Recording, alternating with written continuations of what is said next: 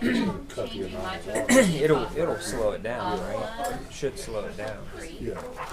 You know, when you have so much buffer already. There was one in there, Todd, that had Bruce's name on it. Well, that's, I said, it all slopes. I tried to think I West could do a anyway. signature, but it's too sweet, so. Yeah.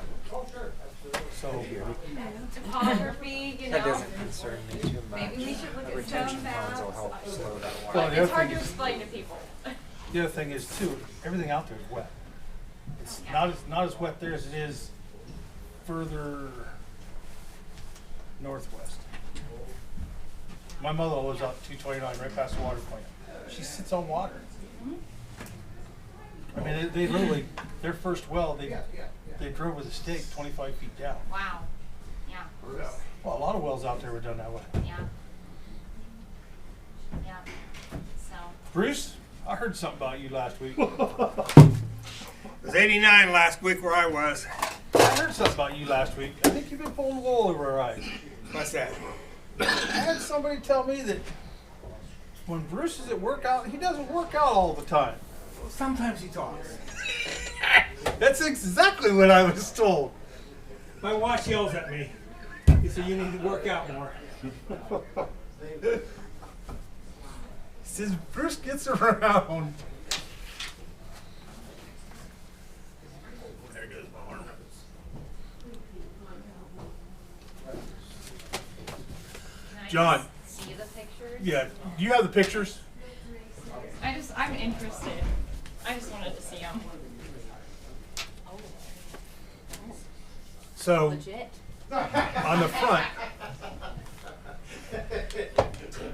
Well, you look at, well, that's what he's doing now. Looks to land and he put retention ponds down. so did you see your note there on the That's front? probably been going on forever. It's No, on the front of of the the folder. envelope. No, the folders. There you go. By your right thumb. Oh my goodness, you sat in this chair. She got the low one. Oh, okay. I see. So they're down from it. I didn't mess, I promise.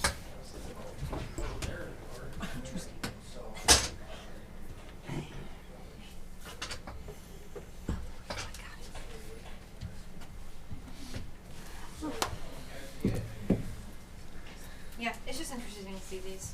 We definitely know Delnor has some problems. We have for a long time. I would like to see him. Well, what's it called? The one out by Shop It Out, up Baker. Before any of this, before any of this. Let's build a cattleman's dam. That would be great. Oh, yeah. They should have been a hotel. I don't think we're Yeah, allowed to say that here. And My they are daughter's house, interested. my daughter's house. Here. Brian, what's the run calling out off by Pac Mill? It runs over to Front of your house. Dry Maria run? Drive. Oh, Adams. Apple. So they told me that's my fault. When you're in Adams. Would there ever be a time where Tie for him. If we get like a. I'm sorry, it's Mr. Hilliard. Tie for you. That's good. Like, we have our Armstrong Don't wait till my program, funeral. Which is how we got our 3 How do you know I'm coming? And you have to have one that's in that plan to get. I probably could. We'll just have one less turkey noodle meal that night. Unless you live in Cincinnati, then I can drive all the way down I there. already got a gravesite up here. But, you know, This is what happened. You're gonna come back from Cincinnati to be buried, huh? I'm gonna be cremated first. They don't have to haul up 325 pounds all uphill. Your seat today. I was like, uh-oh, there's not a lot of seats here. Hopefully I can do as well as John did the last Fight it one. out. It's okay, I'll get out of your way, don't worry. Did they send in my progress report? oh, every. I watched it. No. Just switch it up. I do you like it. Truth was to know what's up at the end. And John had called me. Good about the resolution. Yes. Yeah, I've gone down there and talked to Yeah, several. I read, and I read through it over the memo. It sounds good to me, so I'm gonna take You're that. okay with 2-minute warning. Mine's only a first reading, so. Thanks. Why I brought it up here. Gotcha. Oh, yeah, I can do it again. Hi, by the way. Hi. Oh, you'll like this. Hey, Bruce. So my son lost his job with Google, right? So he got another job with a guy that has about a 6-year startup business. He used to work under him when he was with Down Humby. Guess where that guy's getting his finance Any from? idea when this was taken? That bank that just closed in California. Silicon Valley. But that's what it's doing. I was asking Bob Boss today Construction. about that. He said there's another bank that closed. That's a One in New York. Huh? Sigwater or Signal or Signet, yeah. Well, there's one that closed and another one supposed Canada to. had one closed I in mean, when New it York. pours in Montana, there's not many of those that don't look like that. It's like the bad old days. Slow Hey, down. Brian, Off that those property. pictures that Tammy has, I'd like to see And those. bright. That was dropped off today on my desk. Hey Tammy, just help me. When we postpone, do we need a second and a vote? Okay, I just wanted to make sure. I thought we did, but Yep, I can't make that decision all on my own. You guys have to agree. that's too bad. 25. I'll be elbowing You you see for that in the seconds right-hand for corner? Since Janice is You've got this. You're on the right, there you go. Downriver. Who is Yeah. your second? Hold on, I think it's me. Yeah, it floods. Oh, I think you're right. Mm-hmm. But the We, retention ponds, if anything, would help that, right? yeah. No. We Oh, it's proposed now. doing an audit You're of Jay's the second? industrial park retention ponds.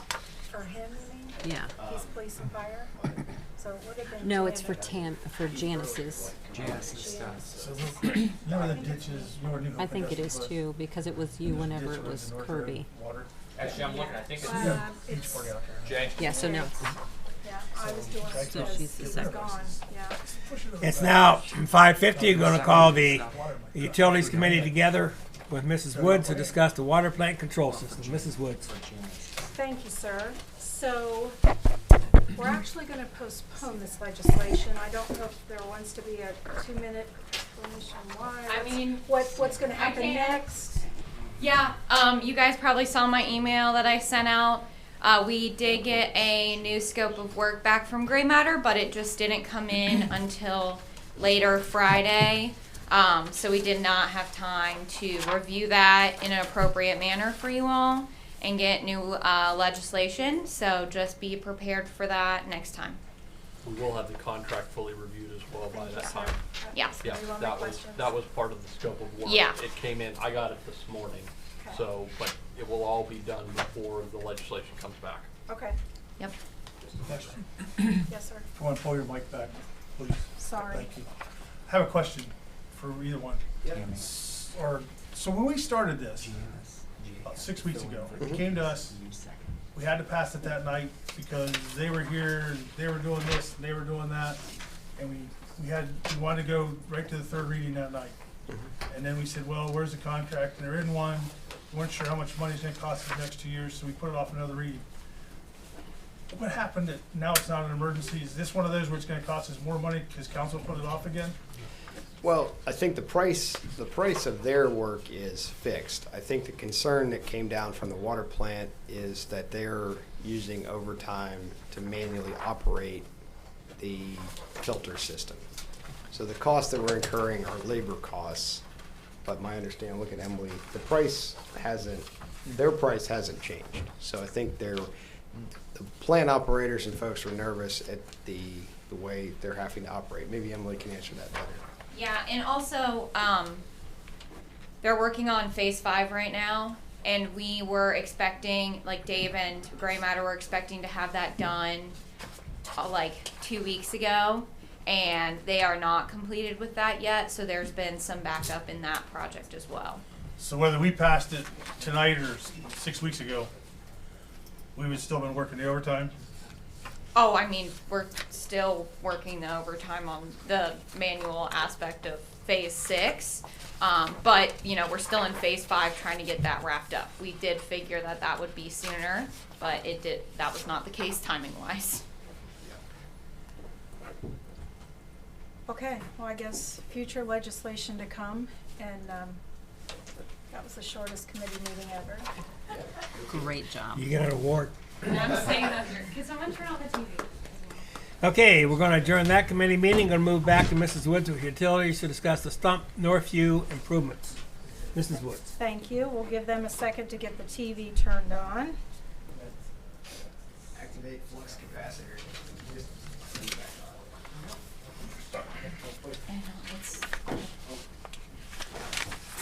That's it. Okay, usually no. We're getting there. Pass We those got on down one. to Todd. These go down to Todd. To Todd. All right. Well, Stump in Northview, we're at our second reading tonight, I believe.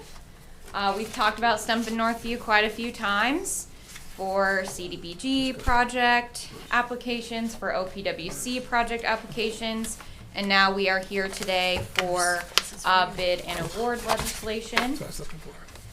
So you guys see the map again. This is the project area, replacing the existing 2-inch water line and installing sanitary sewer in areas that are without it.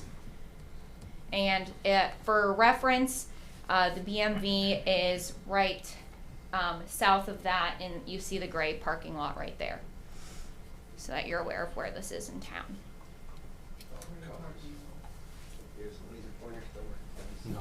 There you go. Yeah. North Sandusky. Yep. You guys saw this slide in your appropriations budget meeting. The 2023 appropriated funds for this project are water and wastewater, $247,400 at water and about $50,000 at wastewater. We do have good news. We are getting hopefully $200,000 for OPWC funding. That would be a grant for that. We've already got $526,000 secured through CDBG grants, and then partnering with some Clinton Township paving work to cover those costs. And that's where our funding is for that. Do you guys have any questions? Any questions? Because if not, I'm planning on waiving the third reading tonight. So remind me what the total cost is. I see our grants and what we're doing. What is the total cost? Well, I did not save that slide. I can scroll down. Roughly? Here's an older slide that I had saved. So total project cost $1,151,000, roughly $1,150,000. That was our last estimate, our most recent cost estimate. That's over and above the other funding streams that we've got approved. Yeah, that's just overall cost. Yep, grants go into that number. We subtract our grants out of it. If you remember when we talked about OPWC, we were only going to go for 150, but we went for 200,000. So that was a good extra nugget. Yeah, and we were actually really high on the list for the district for this project. I think it's third place, right? Yeah, third place for the whole district on Stump in Northview. How big is the district? District 17, right? So we are Knox, oops, that's your foot. Knox, Morrow, Licking, Fairfield, Pickaway counties. So of the whole district, the project scored raw score without any plus ups, scored third place, and is sent to the state. So where the OPWC is, it's at the state for final review. It passed all the checks at the district, and they will be notifying us to sign the grant agreement sometime early spring. So there's what, $725,000 worth of grants about that? Yeah. Yeah. So when your screen was bigger there, you had the OWPC grant, I think it was, whatever. Ohio Public Works Commission, yes. OPWC for 200,000, and you had up above the water was 247. Does that take away from that? No, not, The water, those two, I think, aren't these our costs? yes. So it's two for the appropriated funds box is the city's share. So that so you said we just got the grants. I thought maybe that would come out of what we were putting in. Second question. All right, Clinton Township. These residents are going to have to pay 40% on top of what we charge. Yes. Do these people know this? Are we going to get phone calls at Mount Vernon like I'm getting now off of Cypher So Road? all of these people currently are water customers, so they're aware of that. I'm not sure about their understanding on the sanitary, but they are in our billing system right now. Yeah, so everyone is paying the membership fee, the $20.40 per month membership fee, and then everyone is paying for water. Membership fee goes to who? We collect it, it goes to Clinton Township. It's Clinton Township. I think there's a lot of clarification has to be made there, Yes. because, I've been out Cycle Road a half dozen times last year with the water rate alone. And they're thinking we're getting rich off of this. It's actually Clinton Township. I mean, we're charging to use it. Right. But Clinton Township's adding their fee Yes. to pay. And we're just the processors.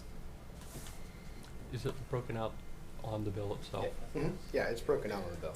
Can I get another So finance? the other thing to realize, this was initiated originally from a phone call. There is a gentleman who has water and doesn't have sewer, and Clinton Township had assessed him sewer availability and the membership fee, but he couldn't get hooked to the sewer.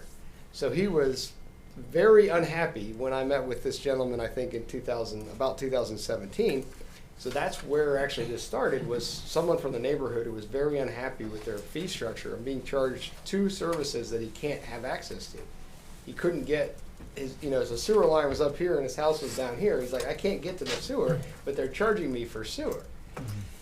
So that's partly why we started this project, is people had come in and, the neighbor had gotten stuck mowing the grass in a very dark discharge from his neighbor's So house. has the health department indicated how many spots that need, 'cause I know we have one for sure, I think it's Oh, a like 19. 19? Yeah. So, yeah, in the process of getting this grant, Emily worked with the health department. They assessed every single septic tank, and they looked at the lot size, looked at the soil. Many of these people would not be allowed to build because the lots are too small for the septic tanks. We do have an individual who has a holding tank. He has a 300-gallon holding tank, and 3 out of 4 times I've driven by, it was overflowing. So it's difficult to live in that type of situation. Mr. Severns? Just one other question. So I'm doing the numbers, okay? You said like 1.151, and I add those numbers up there, and we have 1.023. So I'm seeing $128,000 left. So are these approximates or? I mean, there is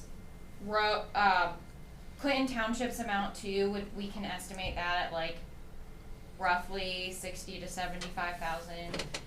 So you would have to take that into account too. Part of that estimate as well is we include in that estimate the amount that it would cost for the laterals for the low to moderate income individuals. So that's where that additional funds, it's like 50 or so thousand, 48,000 for low to moderate income people that would get their taps paid for. Okay. And we have to have that in the cost estimate to tell the state this is how much we expect to need for these low to moderate income houses to get their service lines paid for. Yeah. Okay, that makes sense. I'm in favor. Again, this is an estimate. We want to get this out to the world to try to get some competition. So we have been calling our usual suspects, our unusual suspects, to try to get some excitement, make sure we have a lot of bidders on this project. So, and again, part of this is we've asked the township to stop chip sealing the road and put that money in their treasury. So when we're done, all that the federal aid will allow us to do is to repair the trenches where we dug up the pipes. But then you have kind of a Frankenstein road. Our goal is that we would repair it to base or intermediate asphalt, and then the township would come back and do a total new top coat. So that's where then they will have a better product. We're not allowed to repave the road with excessively with these grant funds as part of the project. So that's where I think we have a good partnership. They've supported the project. We picked up a design that the township started in 2000, and we finished it. So. Anybody else? I think somebody from the floor wanted to speak, I'm not sure. Yes, ma'am. Yeah.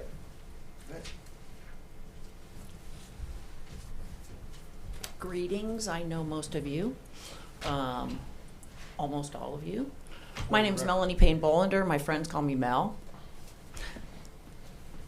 Me too. I have some concerns. I would like us to put up a map of the Clinton Township because I grew up in the North End. I grew up at 1209 North Mulberry, and 1213 is next door. And I was just at my mom's house, and they have trouble with people cutting through because there's a sewer drainage, and people cut through and trespass, and wherever the line is. And I'm curious if the Muskingum Watershed Conservancy District has been consulted about this. Thank you. That's all you. Yeah, we can talk about this offline. That is not in the footprint of this project, and Mulberry Street is, none of it is in the township. Okay. So we can talk at the break. It's just that, as you know, the townships are really weird around our city. Thank you. Cool. Other questions? Appreciate your time. Thank you. Okay, you done, Mrs. Woods? Yes, thank you. We're going to adjourn the Utilities Committee. We're now going to move on to Employee and Community Relations with Mr. Francis to discuss the Law Director Intern Resolution. Thank you, Mr. President. Welcome back. I'm sure everybody else likes it. Mr. Brewer, Yes, sir. pass this on to you. Okay. Let's see if we can beat Tammy's time. Well, this year, we're asking to do a summer intern. The position will be 40 hours a week for 10 weeks. I worked with Mr. Scott to include it in our budget resolution that was approved by council previously, but we just didn't have a position. It's going to be a summer position. We're not going to limit this to any one school. We're hoping to get local residents who are back from summer break to apply. We're hoping to cast a very wide net. We're looking at people who might be interested in the law, specifically in government law, and for them to get an idea about what we do and how government law, working for the government, works with both criminal prosecution as well as the civil stuff that my office does. So we're looking for someone who might be interested. Like I said, it's already been funded. You've already funded it. We just need to create the position. One of the things that we're hoping to do, as I explained to Mr. Francis when I met with him before, is when people are, and falls under the criminal prosecution part of it, when people are in the Knox County Jail, they often make phone calls out. And if you've ever gotten a phone call either from the jail, you'll hear this recording saying that these are all recorded, and that's true. And we can go through and review those to see if people who are there have said things that might help us in proving various crimes as well as helping our victims. So one of the things we don't actually have enough time to do is to listen to all these calls. And so one of the things we're hoping to have an intern do is spend some time listening to jail phone calls, which is an education in among itself. So you are going to draw from a pool of We're students that are... we're going to advertise for a college student, and we'd hope, and we're not limiting it to any one school, either Kenyon or the Naz or whatever. We're hoping it'll be a local student back on summer break who wants to find out about the law. So. And I told Mr. Brewer when we met, was that's what I like about the intern position, because if somebody's wanting to look to get into law or working in a law office or whatever level, this could give them a pretty good idea whether or not, I guess, after a summer of doing the work in your office, they may say, heck no, I don't want anything to do with this. Or that might excite them and ignite that fire that they'll press harder. One of the things we've run into over the last several years is oftentimes recruiting candidates to the area. And we're hoping that by working with people who already live here to get them to say, hey, I might want to come back to Mount Vernon and Knox County after I graduate, because that there are things that I can do with my education here. And so that's one of the reasons why we're hoping to cast a very wide net as we advertise for this position. Question. Does the person have to be at a certain age level? No. It's going to be a college student of some sort, but no, there's no age limitation. Because we have very young college students at MVNU at Mhm. times. Okay. Yes. I just didn't know if there had to be a certain age limit to be able to Nope. get into some of these resources and things. Okay. What kind of precautions are going to be set up for the individual that's brought into this position to be able to listen to phone calls or to come in? Well, we have certain agreements that have to be signed and agreed to before they can do different things, and depending on what they're doing. But we have a very general sort of agreement that they won't talk about what they're hearing and things like that. Okay. Anybody else have any questions? That's it, Mr. President. Oh, okay. We're ahead of time. We're going to move now to planning and zoning, Mr. Hillier, and the PND approval process. Mr. Hillier. Thank you. I was just gonna say, Mr. President, our next meeting doesn't start till 6:30. Right. And I know there's a presentation from Highland of that, so we have 20 minutes. All right. So the mayor called me and wanted to have this on the agenda so we can discuss PND process. And I know Lacey's here. Lacey's son just wrestled in the state wrestling tournament. Congratulations. Thank you. And I suppose you're gonna tell me you're wide awake too. Barely. Congratulations. Thank you. So whoever's gonna do it, you got the podium.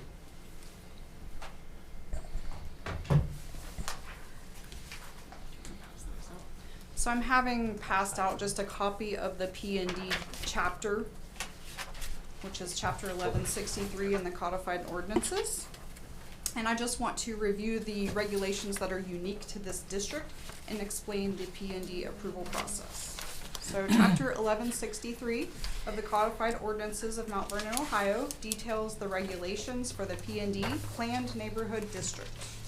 The permitted uses in the P&D district include single-family, two-family, and multiple-family units, and their accessory uses, including a rental and maintenance office and private swimming pools for the residents of a multiple-family development. Section 1163.02 details the development standards for the P&D district. There is no minimum lot area required, but the area can be considered a planned neighborhood district only if a variety of different dwelling type units are used. Creativity of design is encouraged. 0 lot line clusters and variations in building setbacks are encouraged. The incorporation of a well-designed open space system providing pedestrian and bicycle access to neighborhood facilities, parks, play areas, and scenic areas with provisions for landscaping and outdoor furniture as detailed in section 1163.023C allows for the maximum density to exceed 5 dwelling units per net acre up to 8 dwelling units per acre. A comprehensive development plan must be approved by the Planning Commission, which includes all of the following elements: location and size of residential uses indicating the location of any types of dwellings, the density for each separate area of land to be developed, the overall number of units to be constructed, and the overall density of the proposed development. The location, size, and type of non-residential uses such as open space, parks, playgrounds, community facilities, and schools to be located in the land to be developed. Proposed phases of development of the land in terms of unit, land area, streets, access, and uses. Traffic patterns, streets, bikeways, access, parking areas, and pedestrian walkways. trash collection systems to be used, the location and type of trash containers, and the type of enclosures to be used to screen trash containers from view. A preliminary plat conforming to the subdivision regulations and including at least 20% of the total acreage included in the comprehensive development plan. So in reviewing the comprehensive development plan, the Planning Commission considers all of the relevant factors in determining the acceptability. And then the Planning Commission then forwards its recommendation on to you for final approval or denial.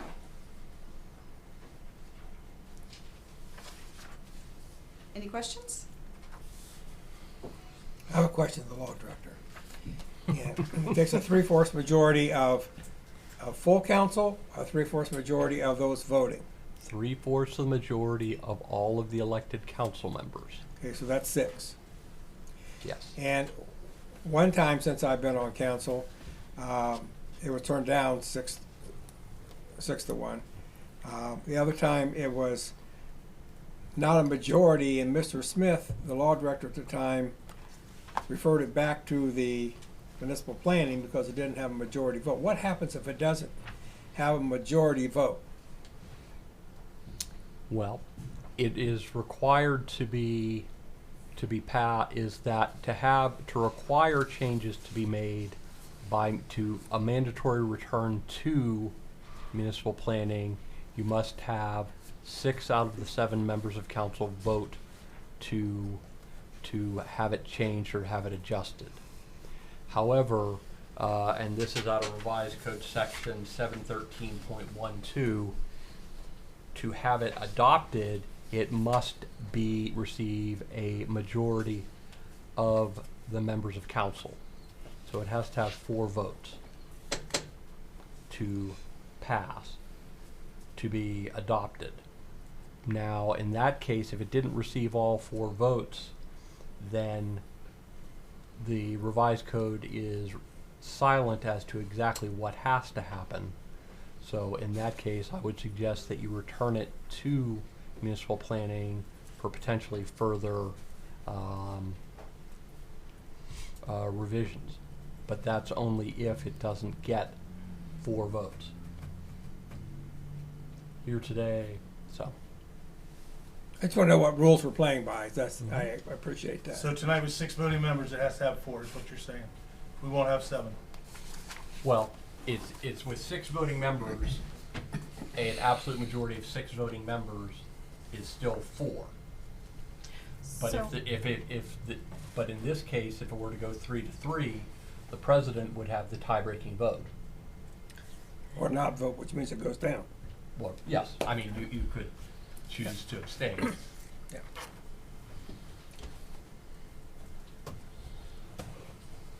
Okay, I just want to know what the rules we're playing by, just so it's I mean, very that's just clear. yes, those are the specific procedural rules. Because at one time, I remember we didn't have a majority. It certainly wasn't 6 to 1 to turn it down. We just didn't have a majority to pass it. So in that case, if we don't have a majority, you're recommending it goes back to? Well, the revised code is silent, I will Okay. say. So we don't know what we're doing. I am suggesting that in that case, it would be a suggestion to have municipal planning take a look at it. That's only if it happens. I mean, the question, what council is looking for and things like that are totally separate from what we're discussing here. We're talking about procedurally. I just want to make sure I'm clear. Thank you. Questions, comments? Don't call me later if you got them now. Just a minute, please. Mel, I can get back to you.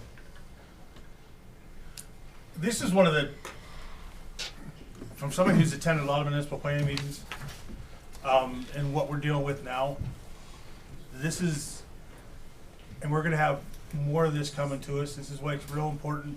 If you have questions, comments concerning developments, you attend the municipal planning meetings. And you question municipal planning before they make a decision, those type of things. Because once it gets to council, it's a little tougher if you want, because municipal planning's already said this is the way it should be.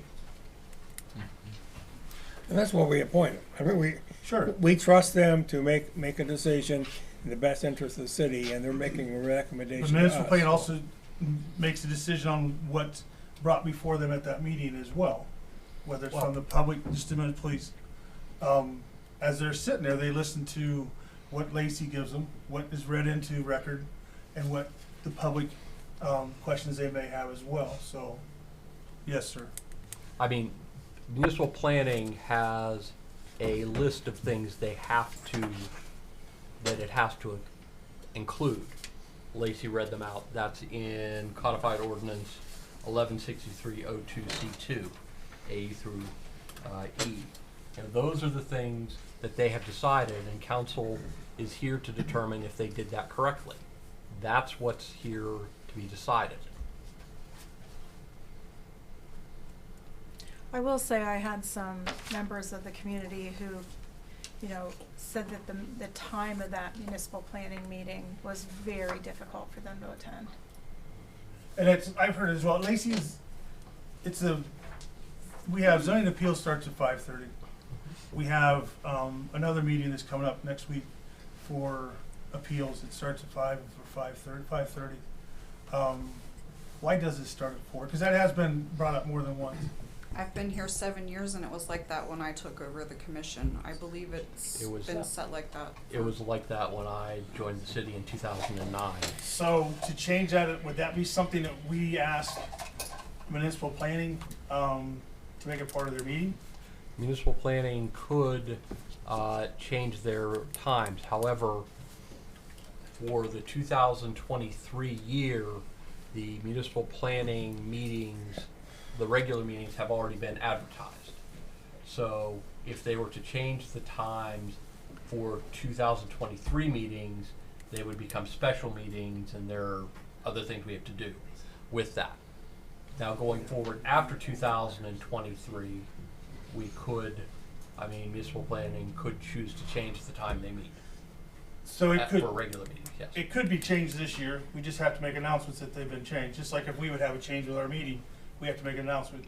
And there are also limitations on certain things that you can and cannot do when you move from a regular to a special meeting, but yes. I will say the perception is that you don't want the public there. Is that might not be the intent, but that's the perception that Like I people are, said, do they not is want us that- there? Yeah. It was here long before Yeah, I started. I get it. Well, I the get same it. could probably be said for the Utilities Commission meeting because True. it's at 8:30 in the morning. 8:30 in the morning, so. All the notices that are mailed out and put in the newspaper provide my phone number and email address for correspondence.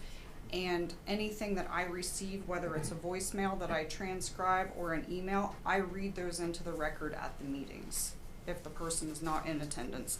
If they are in attendance, I ask them, do you want me to read this for you or do you want to come up and speak? And Mrs. Woods, did the same people say that they do not have internet so they cannot watch the playback or They the streaming? didn't say. They didn't say. They didn't say. Okay. They'd said they wanted to go to the meetings. It was impossible to get there because of work, and it's 4 o'clock. But they have never said if they watch the on-demand. Well, I imagine if they're at work, they couldn't watch it anyways. On-demand though, when it's after work, they can always watch it later. They could, but that didn't give them the opportunity to go and speak, I think was the issue. Okay. And that's kind of what they can watch, a lot of people sitting in this room probably know they can watch the video later, but if they had input, it's tough for them. It's hard for me to make that meeting, I'll be honest with you. But it's just the hour. Everybody knows that most people work till 4 or beyond, and it's tough for some people that wanted to have input that municipal planning can't. The people that work 3 to 11 couldn't get there, even if it's 6:30 or 7. I understand people at midnight gate are There's always sleeping. going to be a group of people that can't make a meeting. That's why I think with the phone number and the option to email, it gives everybody an opportunity, because Lacey does read that into the record. So just to review, what is council voting on tonight? They are voting on municipal planning's recommendation to approve the comprehensive development plan. Then if it does get approved, it moves on to preliminary plat approval through municipal planning. And the comprehensive development plan has the 5 provisions that Lacey laid out in codified ordinance 116302C2 A through E. And it takes 4 votes to uphold that, that's what I'm hearing. Effectively, yes. I don't understand. Well, here, yes, right here today, yes. Yes. So if this is approved tonight, it's not, everything's not done. There's still a lot of other steps it No, goes this is just the through. preliminary plat, and then the Yeah. next Well, step this is the comprehensive comprehensive development development plan, then they have to go through preliminary plat procedures, which are outlined in the code as well.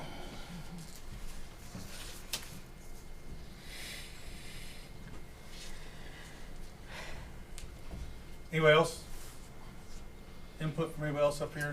Yeah, we're gonna wait 5 more minutes then before we get to your I- 6:30 We meeting. have somebody, Melanie, did you have something you had to add? Yeah, Up to the podium, please. It's me again. I grew up in Mount Vernon. I now live in the south end of town in an old historic home that's one house off of Newark Road, which is a state route. Same question, has the Muskingum Watershed Conservancy District been consulted about this development? Okay, what we're here talking about tonight, and in this particular. I'm sorry, I committee jumped the gun. meeting You have. We're talking about, This committee meeting was to discuss city council's part, what their part plays with the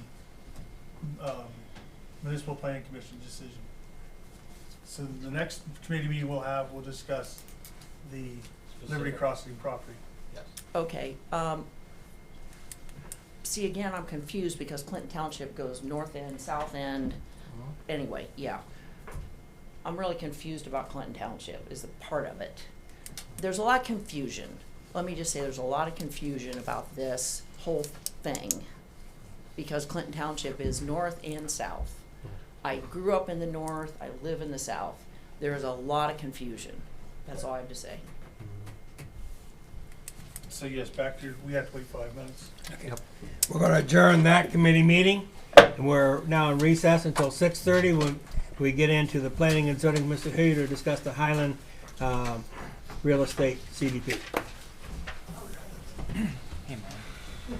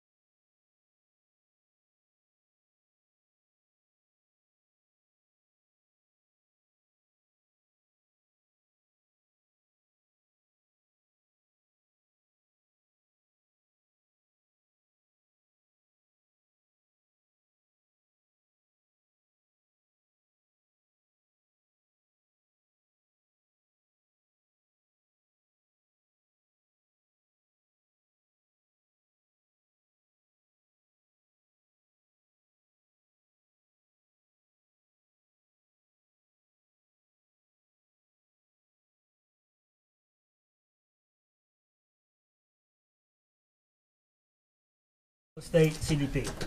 Mr. Harrier. Thank you, Mr. President. Council, this is resolution 2023-11. Highland Real Estate, the P&D Comprehensive Development Plan as approved by the Municipal Planning Commission. As you know, this is up for third reading tonight. You've asked for a 45-minute meeting. I got you a 45-minute meeting. Anyhow,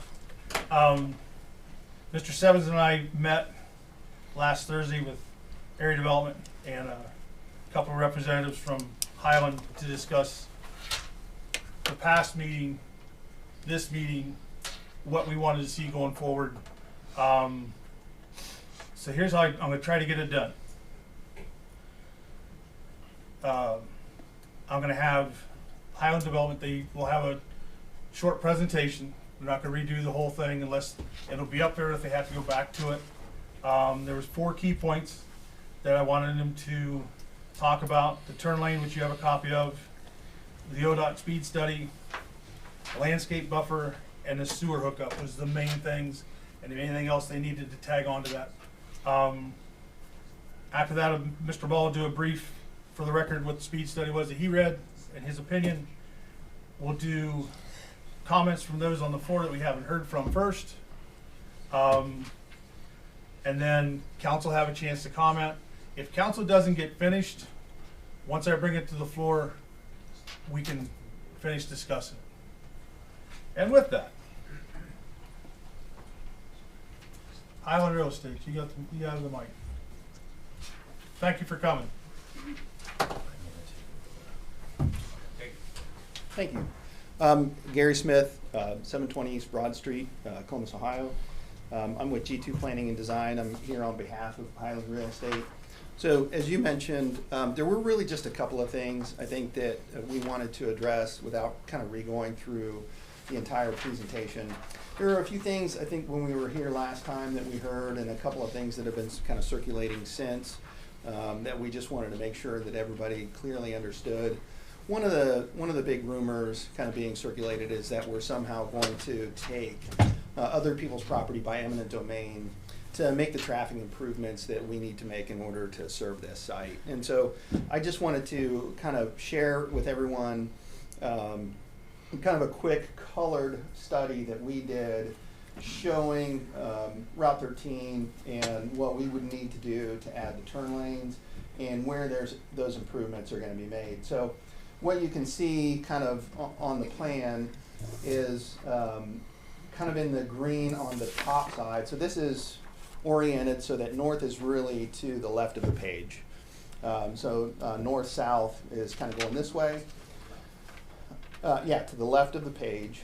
And then, the properties across the street from us, the properties to the east are on the top side, and the property, our property is on the bottom side. And so you can see the green along the top side of that is the existing lane of Route 13.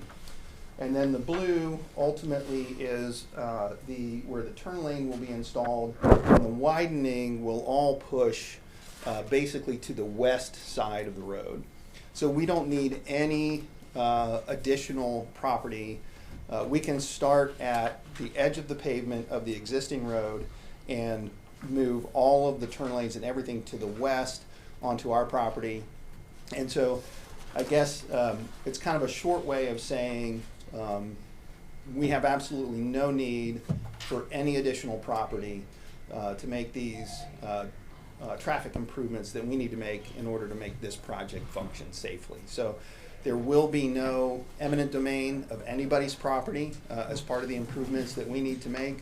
We don't, as the developer, don't even have the authority to take property by eminent domain. Only ODOT could do that, and only the city could do that, and I know the city isn't interested in doing that. So I just wanted to be clear with everybody, there's going to be no eminent domain of any property as a result of this project. We're not going to take anybody's front yard, anybody's trees, anything like that. Second, next page, we did get a lot of discussion about kind of the landscape and the buffer between our development and the adjacent residents to the north. We are planning to have an additional landscape buffer in between any of the buildings in the development that we'll have on our side and on the north side. So this is just kind of an indication.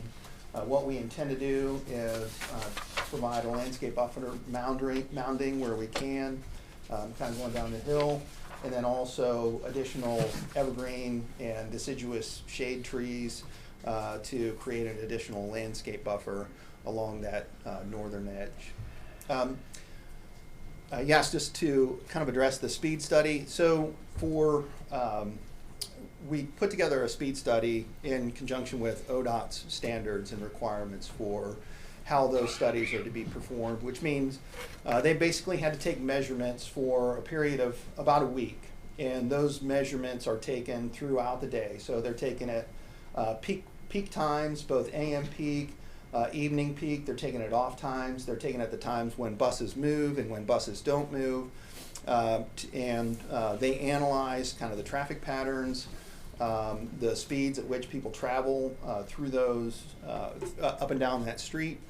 And ultimately, the results of that speed study, and I think hopefully the engineers have a copy of that, but ultimately the speed study indicates that ODOT does not see a warrant to reduce the speed on Route 13.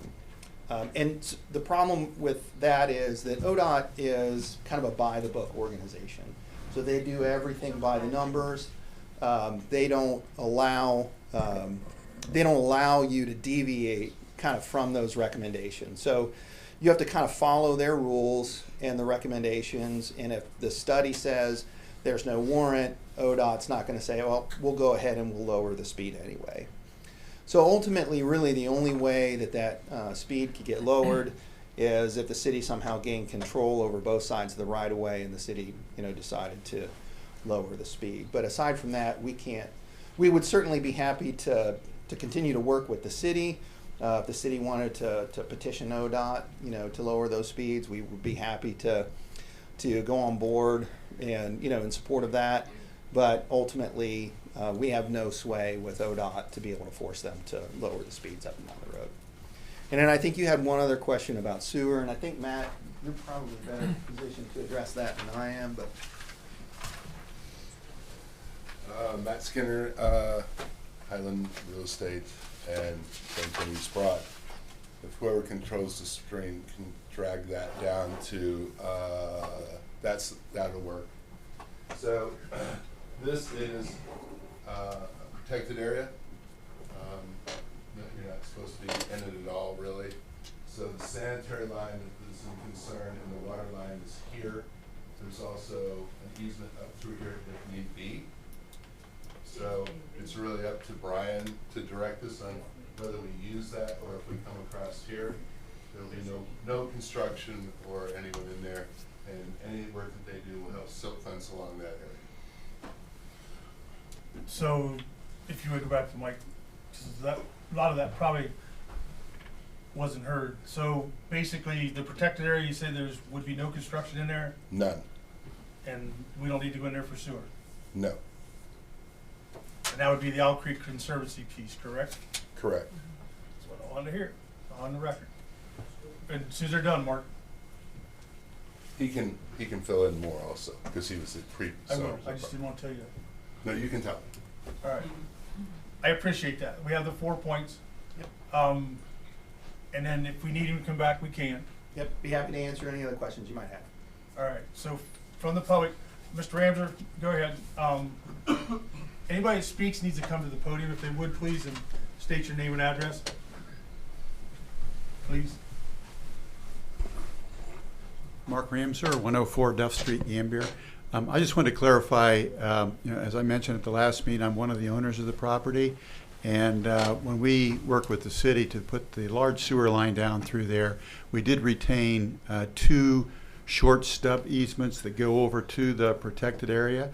And if these folks don't need to use them for their development, that's up to them. But I did want to clarify that those easements are in place, that if they need to utilize one or both of those easements are, and those are just to go over to the sewer line itself, which is on the far east side of the protected property. And I think that's all cleared there from when they put the sewer line in. Okay, thank you. Okay. Anybody that hasn't spoke yet to council, if you wanna come up, the microphone's yours. I'll get on the mic first. Nobody would like to speak to council? I will here, John. John, go ahead and get him started. Please. You got about 4 minutes. Hi, John Yoder, 614 East Vine Street, Mount Vernon. I shared at the Planning Commission meeting and reviewed the data 2 weeks ago before our other hearing. And, you know, we're still at a point of having 19 to 21 days inventory for the housing market, which is far short of what we would need for a balanced market, which would be about 4 to 6 months of inventory. So just from the real estate community, adding more units, and especially new units in the 275 to 300 range with the townhomes that Highland is incorporating into the project. That's a really needed price point. Most people in that price point don't feel like they have access to new construction. So I like this model. I really like the number of rental units because there's not nearly enough rental units in the Mount Vernon market. People are forced to take substandard housing sometimes because there's just not enough units to go around for everybody.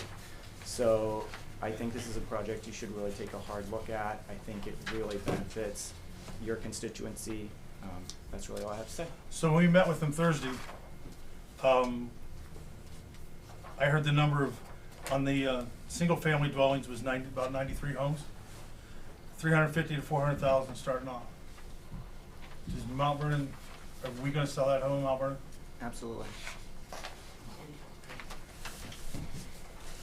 All right. Can I ask a? Sure. I'm sorry. Go ahead. Thank you. So I've heard a lot that the assertion that we have a housing shortage is based on poor assumptions. Would you think that that is not correct then? That's correct. So if you look at the data from how many home starts have been started nationally, starting back in the 1950s, you can see that we've averaged nationally about 1.5 million home starts per year until we get to about the crash, and then it goes to like 400,000 and just kind of sits there and just gradually creeps up. Over the last 10 years, we've way underbuilt. And so like at some point you have to pay for that. So we're now at a point where we're trying to see if we can try to make up some ground. Is this something that's statewide?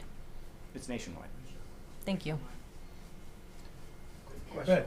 Sir, this property is currently zoned PND. Correct. Is that correct? Do you know how long this property has been zoned PND? That would be more of a question for the engineer, Mr. Ramsey. It actually came into the city as PND. It's been there close to 20 years as PND. Okay, so this property has been zoned PND for 20 years. Correct. Okay, So, thank you. yes. Exclusive of that little commercial piece that we switched to. Right. Yeah. Thank you. Brian, speak on the speed study. I'm sorry. I think I skipped you last time. No, that's fine. Brian Ball, 40 Public Square. Yes, so I received a draft copy late Friday and then the final copy today. So again, as a developer talked, they had evaluated this stretch of road from Range Line Road pretty much to Blackjack. You have two zones. You have a 55 and a 45. The speed study basically confirms that those speed limits are correct. So again, they've gone through a rigorous ODOT. There's basically an ODOT formula sheet where you do the analysis and plug it in and it gives you an answer. So that's, they did coordinate with Ty Thompson with, who's in charge of, he's an engineer with District 5, who's in charge of planning and would be the person who would start the process to make a change if it was warranted. It is not warranted in this case. Now, if you want me to talk about the turn lanes. Go ahead. Okay, so the other part of the study, which we did have before at the last meeting, they look at the start of construction and then they look out, which they look out to 2033. Again, that's a standard ODOT process. So at the beginning of the project, the northbound left turn would not meet an ODOT warrant, but it would meet that warrant by 2033, based on the projected traffic. This small increase in traffic trips the warrant. Then the southbound meets a warrant at the start of construction, and then obviously would still meet the warrant in 2033. We would encourage them to build both of those from the beginning and not wait till halfway through to have the turn lane constructed. You're going to tear up the road, you might as well build both of them, in my opinion. So, And this can be done with all on them and nobody else, correct? The way you see it right now? yeah, could be. If they only wanted to build one of the two, we've been discussing, I think Mr. Gocky's in the audience, we've been discussing the new community authority. That would be a great tool to put a specific tax on this property to build the other turn lane. So there's, if they only want to build one, we would still be able to find a way to build both of them using only valuation from this property. Yeah. Yeah, Sir, Mr. Ball, thank you. Quick question. I had a question from a resident. Who conducted this study? You may have said that already and I missed it. If you did, I apologize. Sorry. They had hired Smart Services. They are in Crown Park Court, Columbus, Ohio. Okay. And it is both documents are signed by a registered professional engineer. Okay. And you can see their little stamp there. So an engineering firm, Smart Services, conducted this speed specializing survey. in traffic engineering. Yes. Thank you. I wanted to get out there on public. Thank you. Yeah, sorry. I don't think we mentioned that last time. So good point. Good question. Mr. Skinner, I think you had that. I just wanted to say, Brian, you can tell we're gonna build it all at one time. Okay. End of the beginning. Both lines. So, yeah, again, I have not met with the developer. You had a meeting, I wasn't there. So they do intend to build both of them from the beginning, which I think makes the most sense. Go ahead. Can I ask a question? Mm-hmm. So, do you still have the numbers there from the traffic study? Could you just reiterate those? Oh, yeah. So let me make sure I got this right. So AM peak, so this would be 2033 at the site. There would see a increase at the Newark Road and Blackjack of 173 cars. Then at Rangeline Road, they're projecting an increase of 46 cars. So that is, at Rangeline, it's a 10.5% increase, and at Blackjack, that's a 21.7%. Now, again, they're doing this based on ODOT standards. I've heard a lot of people talk about Intel. It's possible that more people would be driving south than would be driving north, but they're forecasting it based on what's happening now. But is that still within the capacity of the infrastructure as it stands now? Yes, it is. Thank you. So maybe you can help answer this because it's been asked to me. 450 homes is not, let's just say, could be up to 900 cars. Everybody had, like most, so it won't be, but let's just use 700 cars. At a peak time, 178, what are we thinking is going on with the other 500? Well, I mean, I'll just talk about my neighborhood. Some people. I'm not doubting you, I'm just trying to understand this. Right, some people. No, please. Well, or any neighborhood. I mean, you could stand out in front of the high school. So some people drive their kids to high school. Some people take their kids to elementary school. People go to work at different times. So, the industrial park, they are in desperate need of employees. Again, I'll look at Jeff Gottke, but every time we've met with the industrial park, they're looking for, I don't know, John, how many people are you looking for at Vermac? I mean, normally they're looking for at least 15 people at any given day per building. So, those big times are shift change and going to school, but people are taking their kids to different schools. They're doing different things. Telework has become a big thing. So not everybody is leaving their home, all the time. There are a lot more home-based businesses. Jeff Gottke's done a lot of work with, and the mayor, with the industrial park to try to get shift change to stagger. So not everybody is, if everybody goes to lunch at 11:30, you can't get your lunch in 30 minutes and be back at work. So there's been a lot of effort to try to mitigate that, we've been working with the industrial park to have food trucks so people aren't all driving to lunch.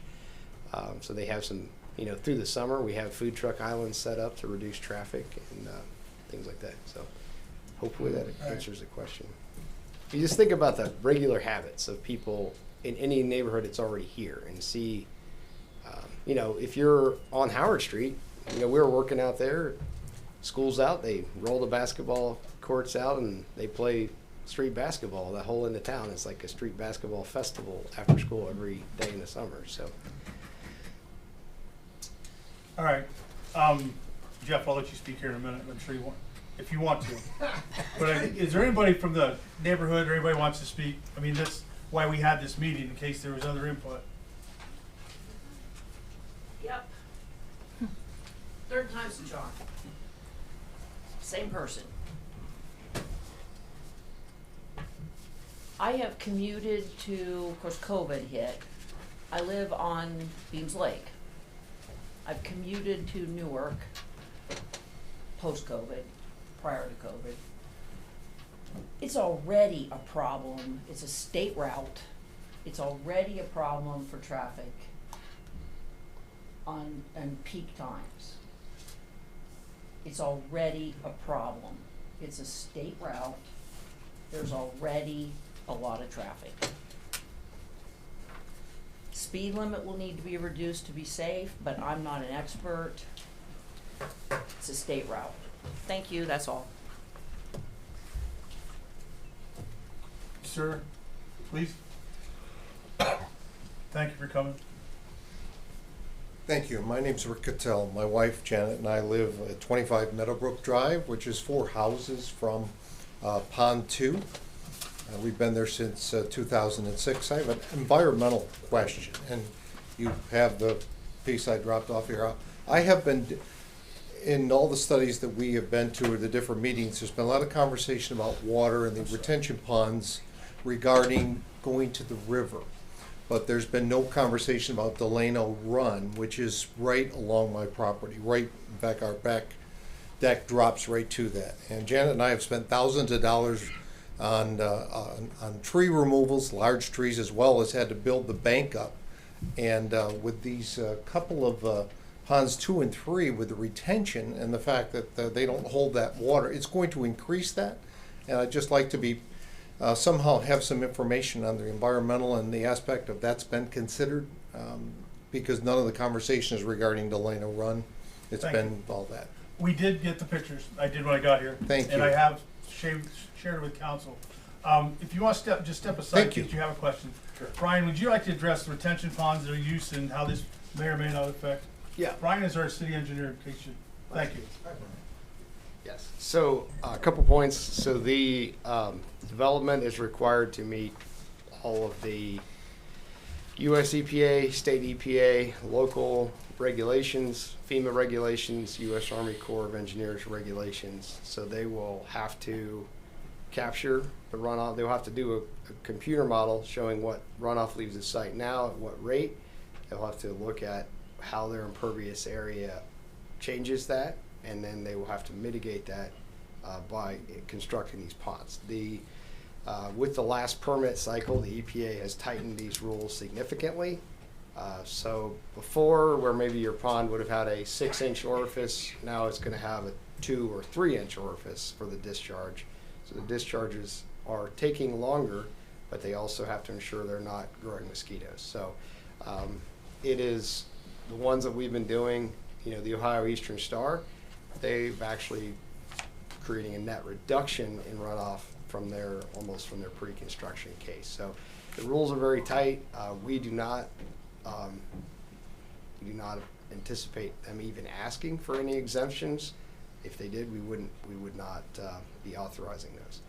So the other thing that is going on completely separate, a couple of years ago, we started a watershed master plan study for Delano Run and Center Run, which are combined watershed in the state EPA. So we're trying to do that study. We've, with people leaving our utility, that's kind of lost steam and been tabled. But at some point, we will pick up and work on the watershed master plan and look at flooding issues. This is a partnership with the township and the county commissioners, because a large portion of the watershed's not in the city, but, you know, sometimes there's flooding inside or outside the city. So we are hoping to look into that. We are partnering with Muskingum Watershed District on these studies. And we just, again, it hasn't moved forward, but it will eventually. So Brian, there's no ponds there now, correct? Right, but there. So wouldn't the ponds that are made, wouldn't that slow the runoff into the water behind? Yeah. Okay. So right now in this site, you have an agricultural field with a straightened channel and a whole section of agricultural field tiles that are discharging. Now those aren't necessarily going to discharge at, you know, in a flood event, but they would discharge before and after. So I don't know what the conditions are going to be. That's the developer won't start that process until preliminary plat has been approved. But what we've seen on other sites, it's comparable discharge because the EPA is very sensitive of, you know, additional runoff causes the channels to widen and deepen. It knocks the trees down, so the EPA is very sensitive, and with their last permit update, which I believe was 2017, they've tightened the rules up quite a bit on the developers. The hospital project was the first one in Mount Vernon to have to follow the new rules. So if you're familiar with the new addition, that those ponds were quite a bit larger than they would have been in the old rules. All right, Mr. Cattell, did that answer any of your questions? Do you have more questions for him? I would just hopefully be able to, like, that the residents could see that once that information is available. You can tell by the pictures, the amount of rise that occurs with that is amazing. I mean, it's exciting, but it's also very damaging. And it would be nice to know if we, once they complete that study, could we at least be aware of it? I have to, you know, to demonstrate whether or not I'm gonna have to do even more work than I've done now would be really helpful, because we're right downstream. I mean, there's no doubt where there's gonna be an impact, but. Brian did say yes, you could. I have your address, I don't have your email. I think you probably got my email, don't you? I will write it on there for you. How's that? All of ours are on the city's website. Okay. It's mhillier@mountvernonohio.org. Everyone's the same. Yeah, send them all to M. Yes, Hillier. M. Oh, yeah. That's fine. I answer all mine. Thank you. I Anyhow, appreciate consideration. No, and I do. I understand your concern. And send me an email. I'll make sure that Brian gets it. And he said Good deal. you got the study. Yeah. Thank you. Thank you. Okay. Next. Mr. Carr. Mr. Gotke. Unless you have any questions, I don't. Council. Questions? I got a question. Comments? we got a hand raised. It's probably a couple of them. Hang on a second now. It was discussed in one of our meetings on the northbound left turn lane and the southbound right turn lane. And it's nice to see that has been integrated into the plans for primarily safety, getting in from one way. But it's also been, and who's going to be doing that road work? The developer? He said they'll move the road, or We'll hire a contractor. I was going to say, because it's a state route again. So anytime we want to mess with a state route, we gotta go to the state. Has to be fun. And I've reminded myself since this project come up, some 20, 25 years ago, the intersection of Newark Road and Blackjack Road did not have a light. It had been requested. State of Ohio did their study and said there's no reason for it. Wasn't long after that test that growth began to span the industrial park and they began to build more out there. And there was a prominent doctor and his wife go out to visit a building site, and when they left, they was trying to turn left northbound onto Newark Road, and they were struck by a semi and killed. Wasn't long after that, that light ended up on there. I'm just sitting here concerned that I would hate to see that happen, and I know it was said that there wasn't any need for a light out there. That's when I heard that, it was, I'm reminded of what happened. And it took a prominent physician and his wife to perish, to send a message that had to be done. And however they do the study, once the cars start going in and out of there, any chance we can get the state to re-study that? Because if you're gonna turn left out of there onto Newark Road going northbound, at certain times, it will be a very risky thing. So that was all my questions, Mr. Hilliard. Thank you. Gentlemen, go ahead, you can come up. He actually, is there?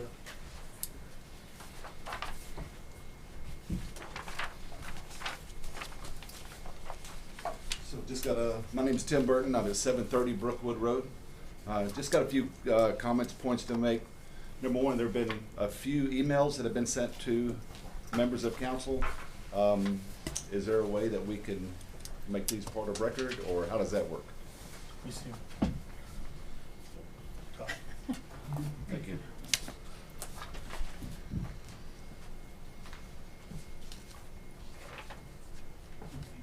Go ahead, I'm looking to see. Okay. 'Cause I know council has probably received some of these. Some were maybe? sent just maybe to one person, and I think can. we all sent heard, to several. we all have Mr. Spatafor's. Okay.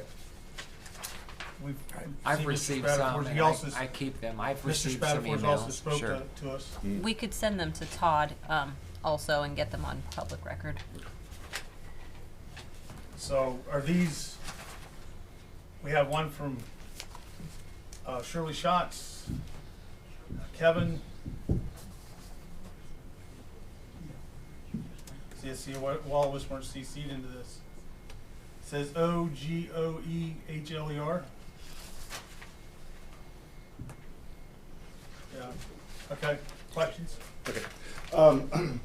So when we were initially, and this has been brought up during the first meetings, when we were talking about property and the property that would be required we never talked about turning lanes, before the turning lane, they made it clear that it would come from the development, that it wouldn't be anybody's property. But that's not what we were talking about to begin with. We were talking about Newark Road between Blackjack and the Martinsburg Road split. Once the traffic increased so much that the wear on that road becomes so bad that improvements are going to have to be made. Now, it's easy to say, well, no, we're not going to talk about eminent, or we're not planning eminent domain or anything like that. But with 100 and some odd cars on the road, whatever the time period is, improvements are going to have to be made. There's no way around it. Like the lady said, it's bad now. It's terrible now. The traffic from a 477 housing unit is only going to make it a lot worse. The setup, the placement, where the houses, apartments, was not the original setup. Okay, the setup that was presented to the municipal planning committee a month ago, 2 months ago, that's the same one they're talking about now, but it's not the same one that was presented to city council or the zoning committee or any of the other meetings prior to that. The setup that they presented during the municipal planning committee was the first time it was seen. Never talked about moving the apartments from in the back or in the center to right on 13 and right on, I don't know if it's Winnie Road, but it's right next to existing houses. So right now, instead of having single-family houses spaced however far they're spaced, myself, my neighbor, everybody on Winnie Road or whatever that road, whatever the adjacent property is on the other side of 13, now they're going to look at a 3-story, 30-unit apartment building, something like that. I can only speak for myself. I don't know the situation for everybody else. I'm 59 years old. About 6, 7, 8 years from now, I'm getting ready to retire. My house is a big part of my investment. Okay, that's when I need options at that time. I need to know what I will be able to do. Well done. All right. Because I'm gonna have Todd read these. We're getting there. 10 minutes left. I'm just saying it makes a big difference where I'm at now and asking somebody to come look at my house if I want to do a reverse mortgage, if I want to sell my house, okay? And somebody looks at my house, and now I've got a 3-story, 30-unit apartment complex staring at my bedroom window, okay? that's catastrophic to adjacent homeowners, right? And, you know, it's at this point right now, we can't blame the developers. They want their money, they wanna go. We can't blame the real estate agents. They want their commissions, they wanna go, okay? I'm not looking to make money, I'm looking to preserve. I wanna preserve what I have, all right?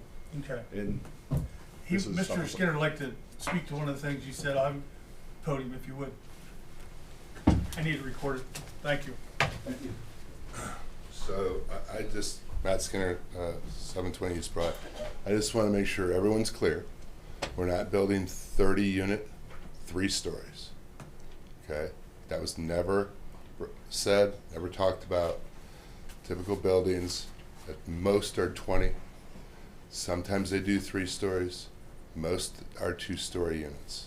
But there's not a 30 unit building being built anywhere on that site.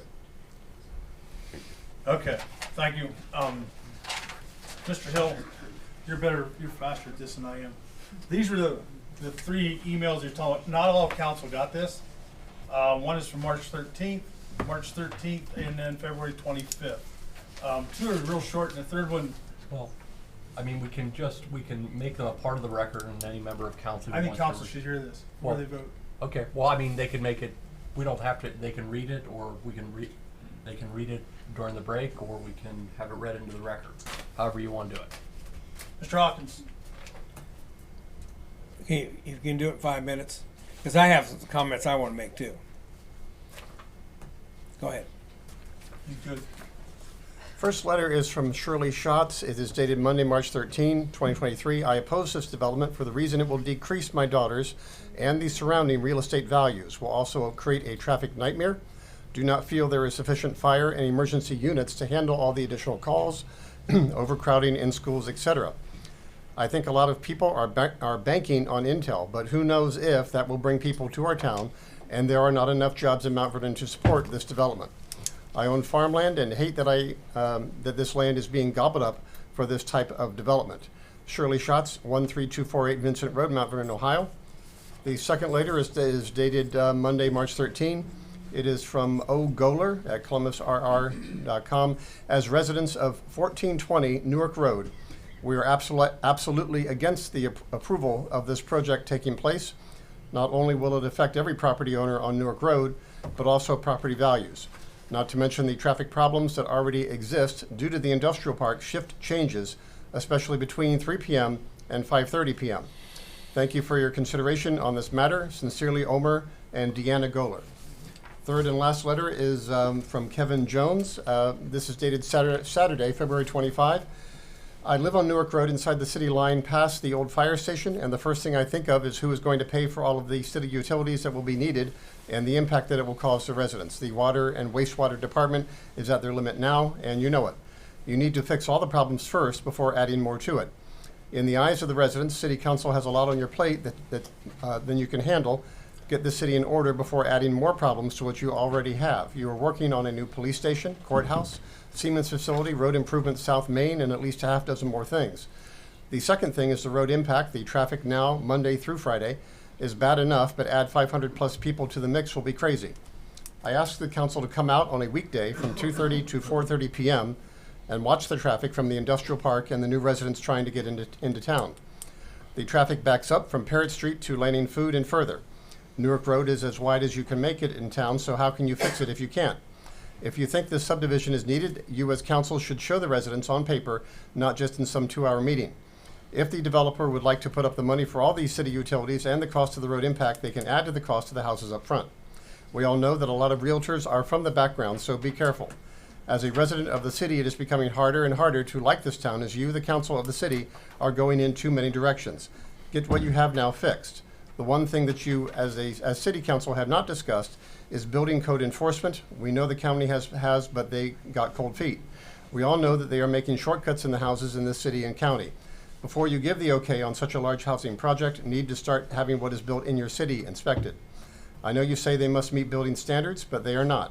I could go on and on about what is wrong, but I would love to think that this city and county is a great place, but it is going downhill. Fix what you have on your plate first and get things in order for house inspections. I oppose this subdivision. Thank you for your time, Kevin Jones, Those are the 3 letters. Unanimous. Thank you very much. Thank I you. couldn't have did that. Mr. Hawkins, I'd like to take this meeting to 20 minutes past the hour. And then still give you a 10-minute break. Will that work? That's fine. All right, Mr. Hawkins, do you have a comment? I do have a comment. The mayor recommends people on the Municipal Planning Commission to City Council, and we have approved that.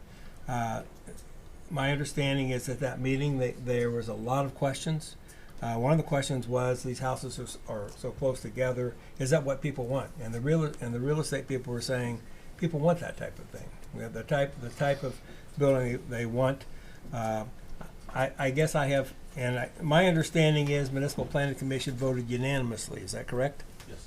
They voted unanimously to approve that, and we appoint them to that commission to make decisions for the city. I also tonight was impressed by the fact that this isn't the end.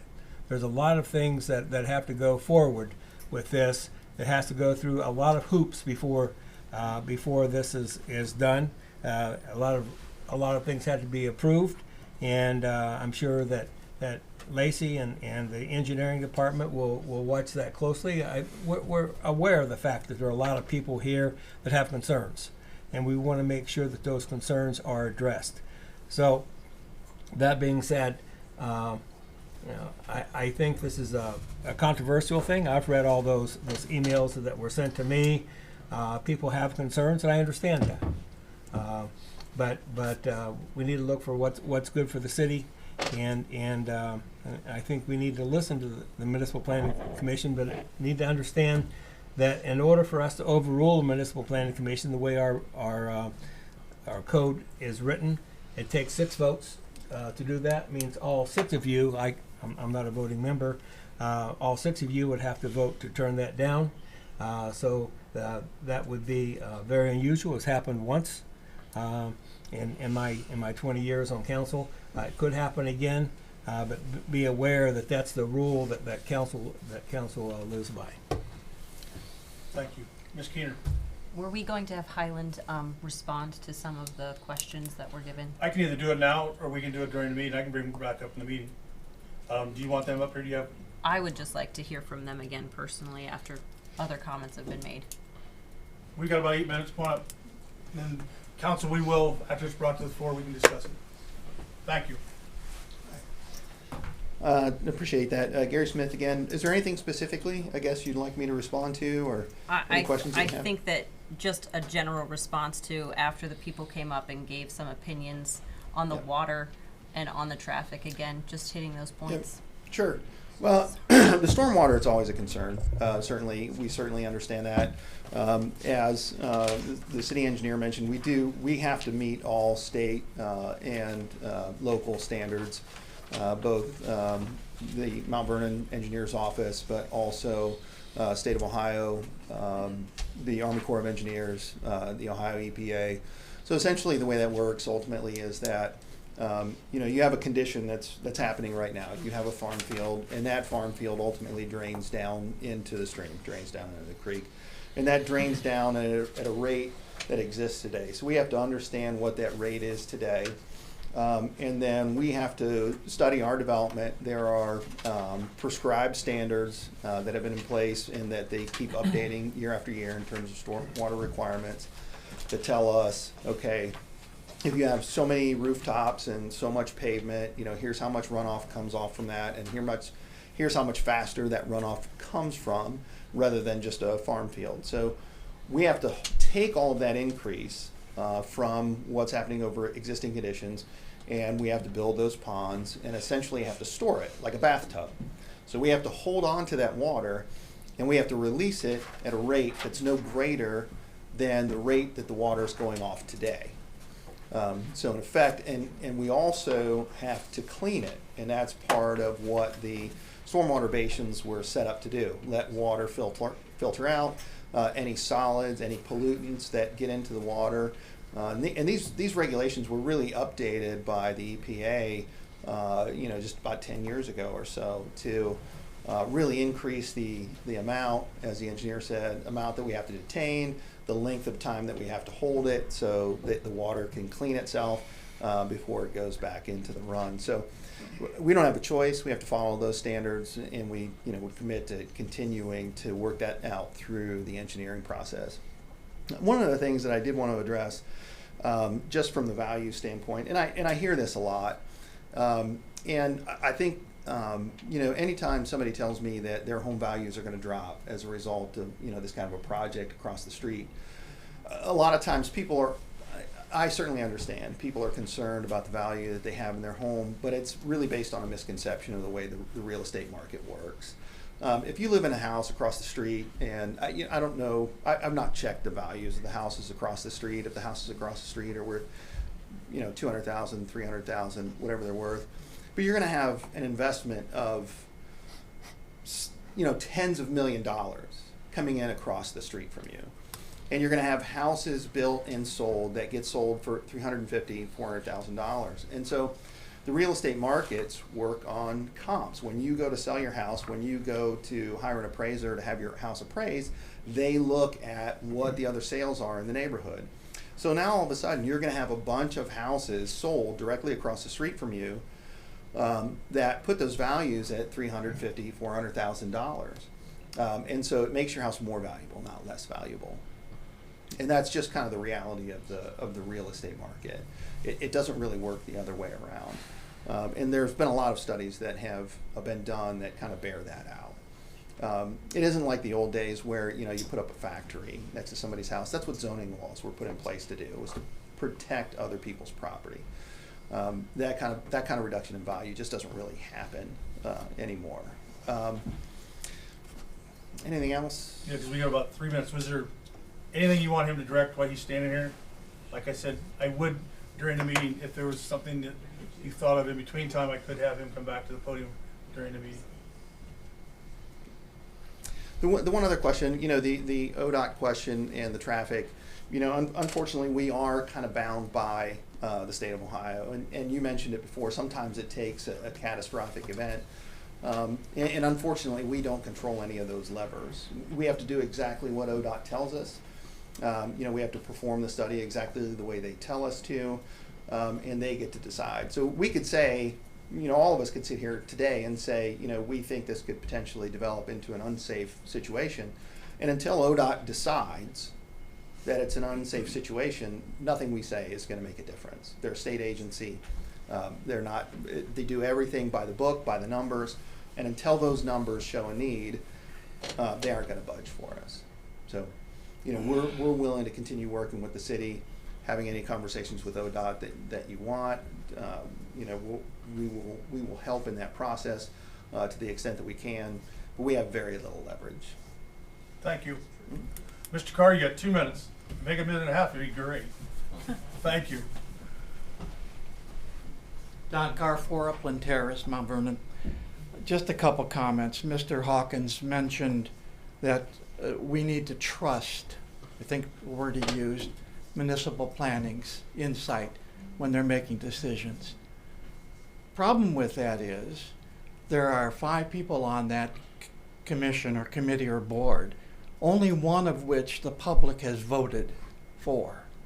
There's 4 other people that we have no standing as to how they get there and how they vote.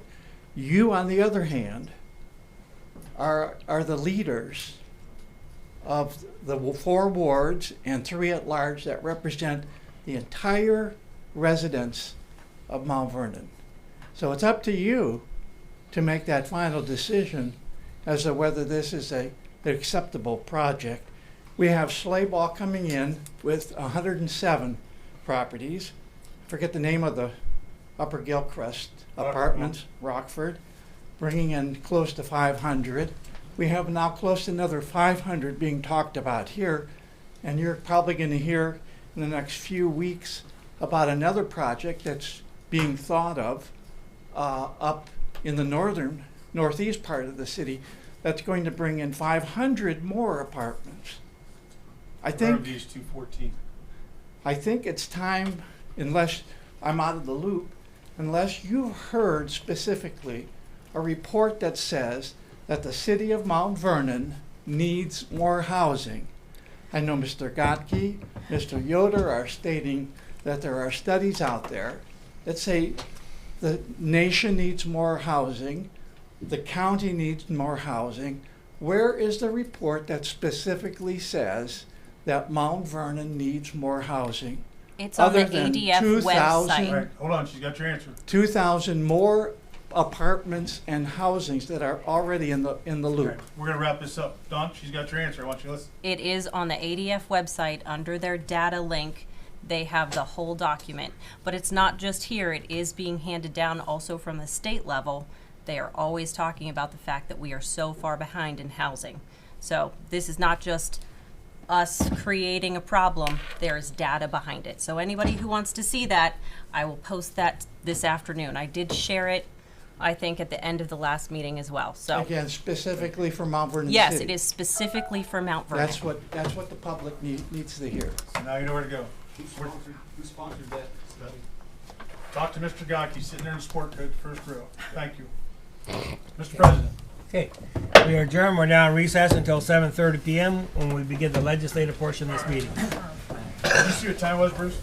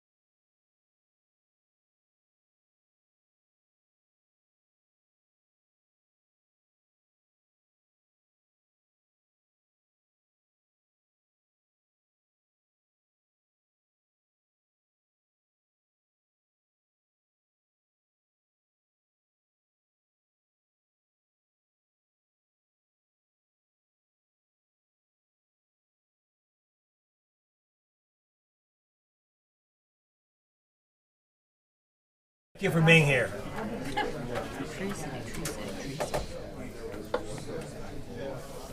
Okay. Is that your pastor? Oh, no. I don't go to church. I don't go to church. My mother was a pastor. I am reformed.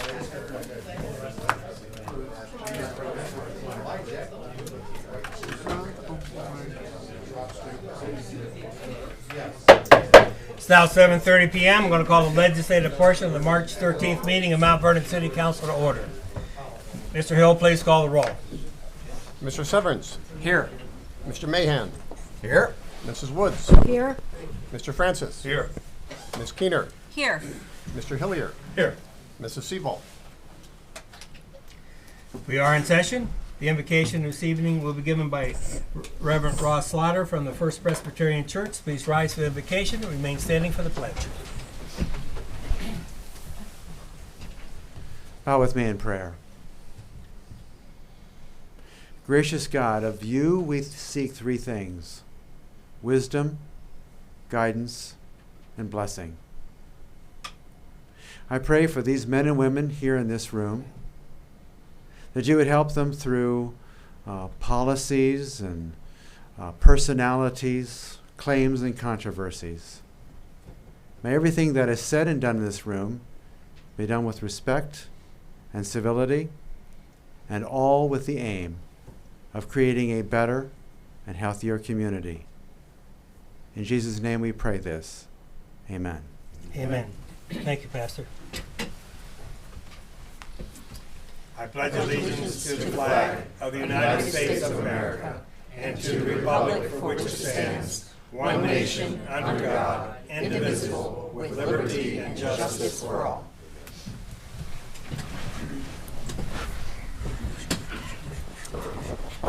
Council, in your packets were the minutes from the February 27th meeting. Are there any additions or corrections? If not, I'd ask for a motion for approval. So moved. Second. Been moved and seconded. All in favor say aye. Aye. Opposed, nay. They are approved. Mr. President, I'd like to excuse Ms. Seabolt tonight. Okay. Is there a second? Second.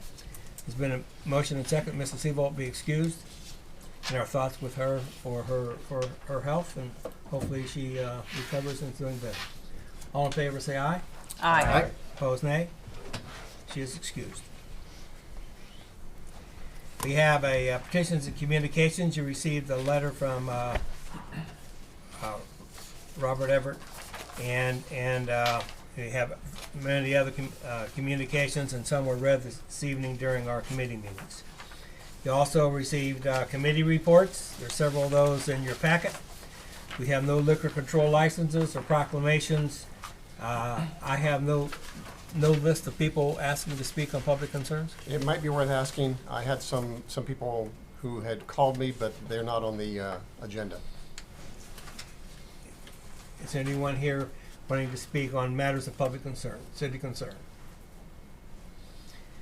Okay. That being said, Council, in your packet is the agenda.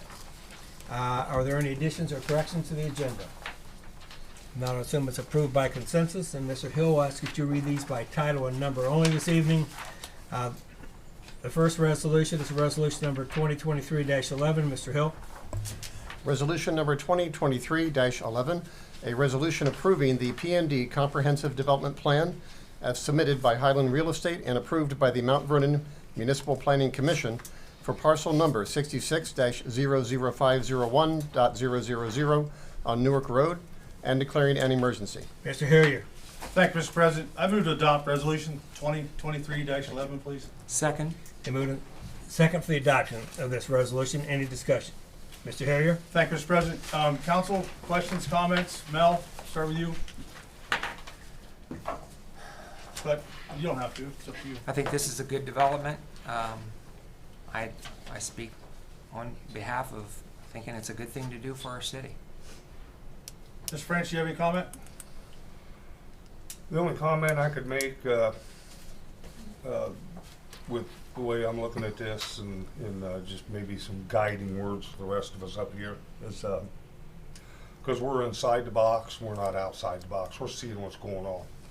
And I know that there have been neglect for some time in the growth of this city. I was born and raised here, and 59 years old. Mike, born and raised here, and he's 29.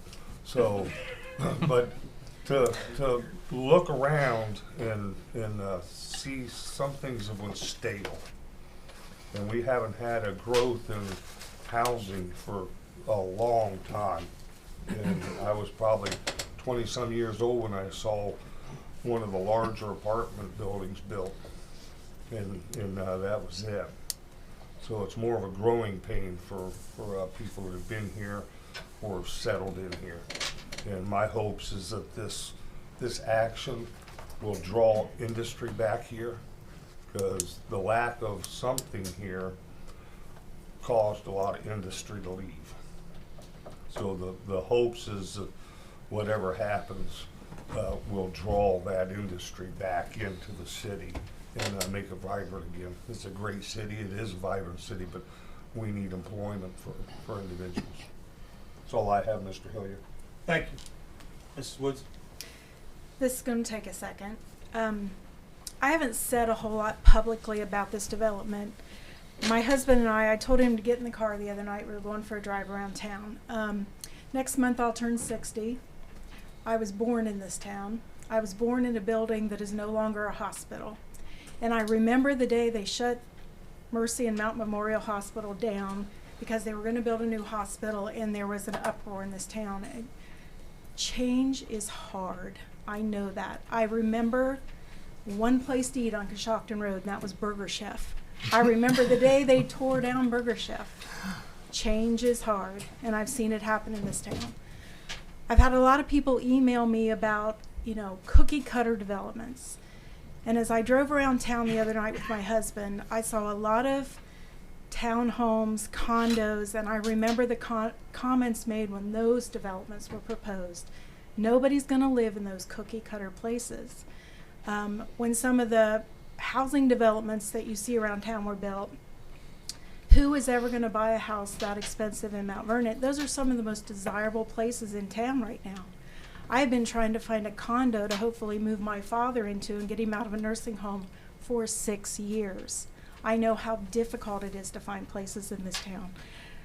I remember when the drive-in movie theater was tore down and people were having a fit that we were going to have an industrial park at that end of town. Where would this city be today without that industrial park? I understand change is hard. And I don't mean to sit up here and preach about it, but a housing development is not going to happen overnight. Nobody is going to walk in there and instantly build however many houses next week. Those are going to be built as they're sold. There's going to be retirees that move in there who never get up and go to work on Monday morning. And I'm not saying traffic isn't going to change, but I'm going to say it again. Change is hard, and I understand that. That's one of the things I've really struggled with being on council, is explaining to people Mount Vernon is changing. But I know there's a lot of good people behind the scenes working to make sure that change is safe and what's best for Mount Vernon. Industry is not going to come to this town unless people have a place to live. I don't know how many times I've heard, when are we getting an Olive Garden? If we get more houses and more people move here, I will be out marching the streets to get us an Olive Garden. The safety and the density, I'll be honest with you, I would not live in a neighborhood like that. That's too close to my neighbors. Every single one of my kids live in a development just like it. That age group desires that kind of home. The prehistoric thing, I don't mean to make light of archaeological finds on that site, but I used to take a box out behind my family's house in Gambier every weekend. It was a cornfield. To this day, I have a banana box full of arrowheads that I found as a child. They are all over this county, and I don't mean to make light of what lays on that property. This is where they lived. You're going to find that stuff everywhere, and I trust that if something truly amazing is found there, that these guys will, stop the bus and take care of it. trust has been thrown out a lot up here. At some point, we have to. Believe me, there's enough people sitting up here who will preach about it if that trust is broken, because you've heard me do it, and I'll do it again. I've got a lot of notes here. I'm gonna make sure I didn't miss anything. I think it's probably obvious the way I'm already gonna vote for this. I am not trying to make light of the fact that your neighborhood is changing, but Mount Vernon is growing. I've seen it happen before, and amazingly, they become our neighbors and our friends and the people we go to church with. I hope that's how we open and welcome these new residents. That's it. Mr. Hawkins? Already said my comments, and it's, Thank you. Ms. Skinner? I would like to say thank you to all of the residents who reached out to us. It is valuable for us to hear what you say, and we don't take it lightly. I created a checklist, and I went through every single thing that somebody brought to me, and I had literally hours and hours and hours of meetings checking in with not just our engineer, but going around our engineer and saying, hey, did he do a good job on this one, and what is this next one going to look like? Because I want to check and double check what we're doing. That being said, growth is hard. It took us 5 years to find our house in town. And a lot of times we love our homes in Mount Vernon so much that we don't want to lose that environment that we're in. But the thing is, other people also love that environment that we are in. And I hope that we can make Mount Vernon such a welcoming place that when they build that house, you take them cookies, because that's what Mount Vernon is about. So I find these votes incredibly hard. I lose a lot of sleep, but at the end of the day, I want my kids to have somewhere to live nearby me. And I think a lot of other people who have those kids in our elementary schools, our middle schools, our high schools, do not want to have to drive to Columbus, to Dayton, to another state to visit their children and their grandchildren. I want to keep them close to home, and that is a priority for me as I make votes. So, thank you. Yes, sir. Thank you. I appreciate the comments council has made. I want to thank Mr. Gaki, the Area Development Foundation. We really leaned on his research as we think about these things. I want to thank the gentlemen from Highland who have come out. Thank the residents from the First Ward who have come out. I live in the First Ward. I'm affected by Newark Road. I'm affected by Martinsburg Road, and I understand, what that is. At the same time, when we're concerned about the traffic, we have to consider the private property rights of the people who own this property. We have to think about the need to attract investment and workforce to Mount Vernon. I've heard from both ends of the housing market, high and also low, that they are having trouble finding, my kids are just graduated from college, and they have friends who are 23, 24, they're trying to find apartments, and so I'm really thinking about the lower end, and I know these apartments aren't priced there, but as the people move into these apartments, that market will begin to open up. So I'm thinking about them, and frankly, when it comes to if there's too many houses or apartments or too many, if they're not the right kind of apartments or houses, that's what the free market is about, and that's what economic development is about, and we'll let the market decide. That's what I have to say. Thank you for the opportunity. And Mr. Hillier, thank you for your work in making sure that the public was heard, the questions were answered. We've had multiple meetings, and I appreciate your diligence in making sure that happened. Thank you. Okay.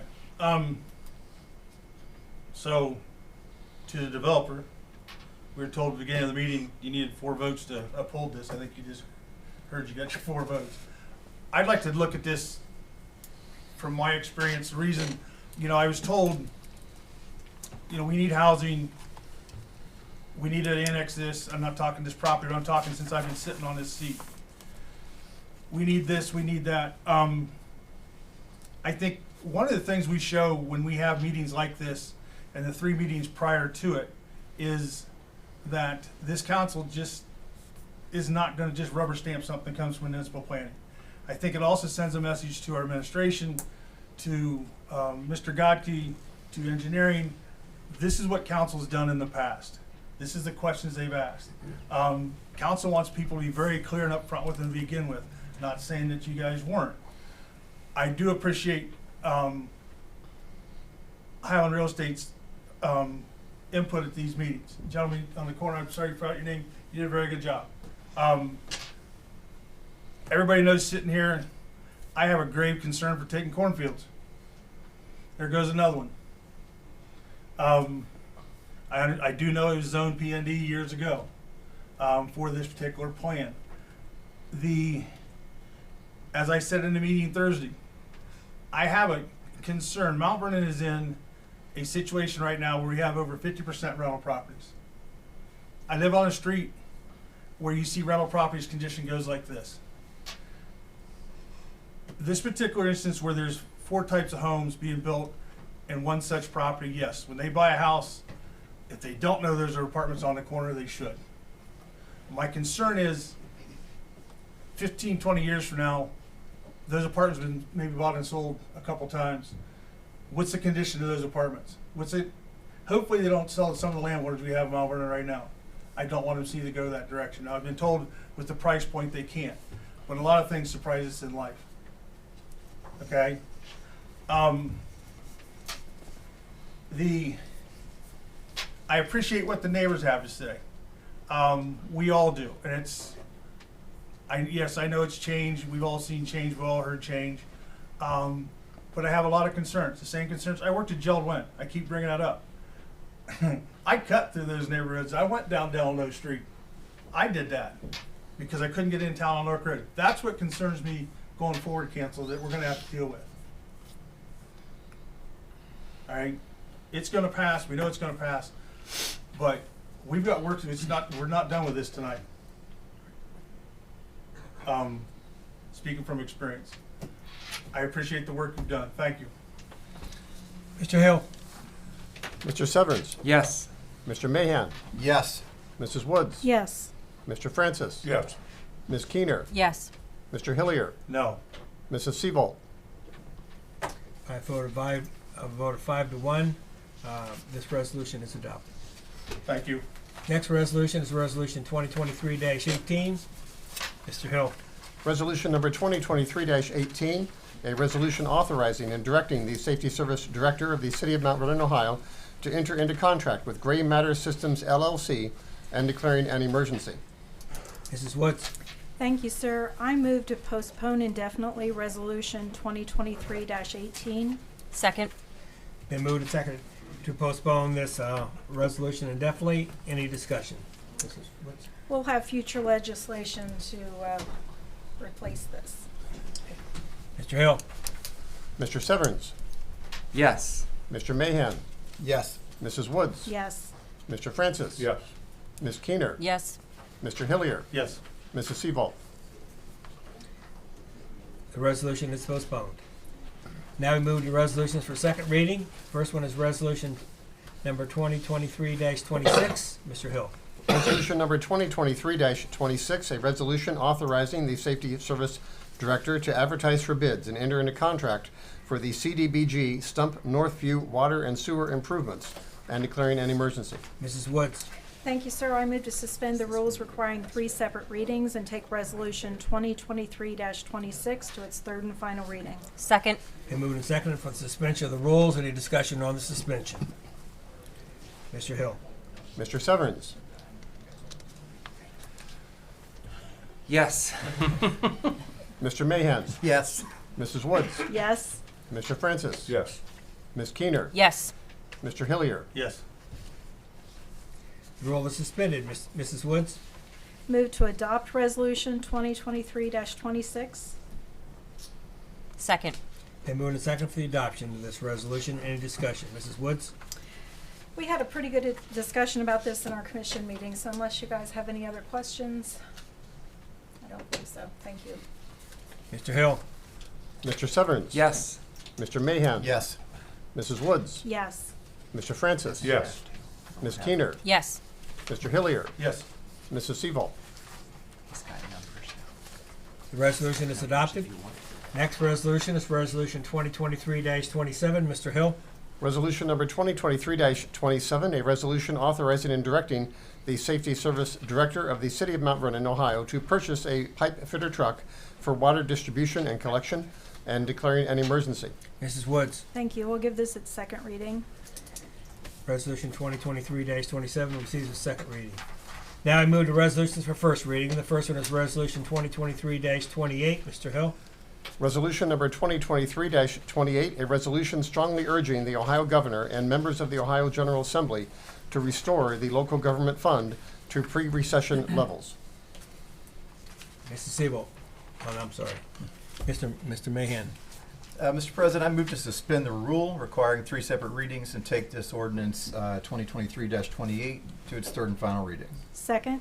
Been moved and seconded for the suspension of the rules. Any discussion on the suspension? Mr. Hill. Mr. Severns? Yes. Mr. Mahan? Yes. Mrs. Woods? Yes. Mr. Francis? Yes. Ms. Keener? Yes. Mr. Hillier? Yes. Mrs. Seaval? The rule is suspended. Mr. Mahan. Mr. President, I move to adopt resolution number 2023-28. Second.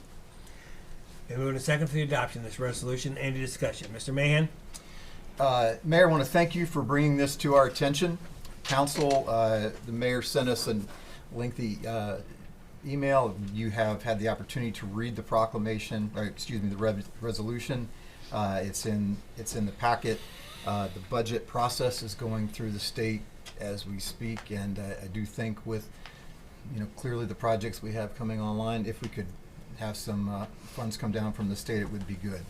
So, Mr. Mayor and Mr. Scott, do you have anything to add? I think we're good. Thank you, Councilman. You did a good job. Council, you have any questions? Where is this in the budget process? Is it in anybody's language, and this needs to be added? It's, well, right now, the current level is 1.66%. I know they're kicking around proposed levels in 2.7 or 2.5. I can't remember what it is. Okay, so it's in addition to the budget that was presented by the governor. Yeah. So I think it's early April when they finally vote on the appropriations. So anyway, I will be going down on March 22nd with the Ohio Municipal League to lobby governor and the state legislature about this as well. So Thank you. like to get our money back in our city. That's right. Any other questions? Mr. Hill. Mr. Severns? Yes. Mr. Mahan? Yes. Mrs. Woods? Yes. Mr. Francis? Yes. Ms. Keener? Yes. Mr. Hillier? Yes. Mrs. Seaval? The resolution is adopted. Next resolution is resolution number 2023-29. Mr. Hill. Resolution number 2023-29, a resolution authorizing the Safety Service Director to advertise for bids and enter into contract for C&C Depot parking lot related improvements and declaring an emergency. Mrs. Keener. Thank you, Mr. President. I will give this our first reading, and sorry, I was doing sign language to the engineer. I'd like a 10-minute committee meeting. Yes. Thank you. Resolution 2023-29 receives its first reading. The final resolution for this evening is resolution number 2023-30. Mr. Hill.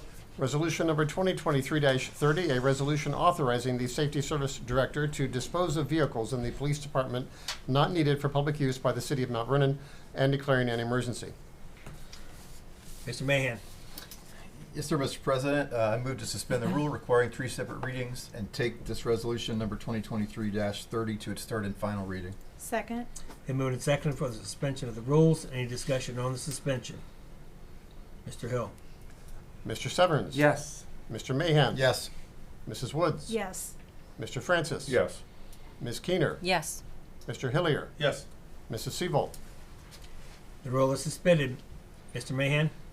Mr. President, I move to adopt resolution 2023-30. Second. Been moved and seconded for the adoption of this resolution. Any discussion? Mr. Mahan. Council, you've seen the list of equipment that was sent to us in the packet.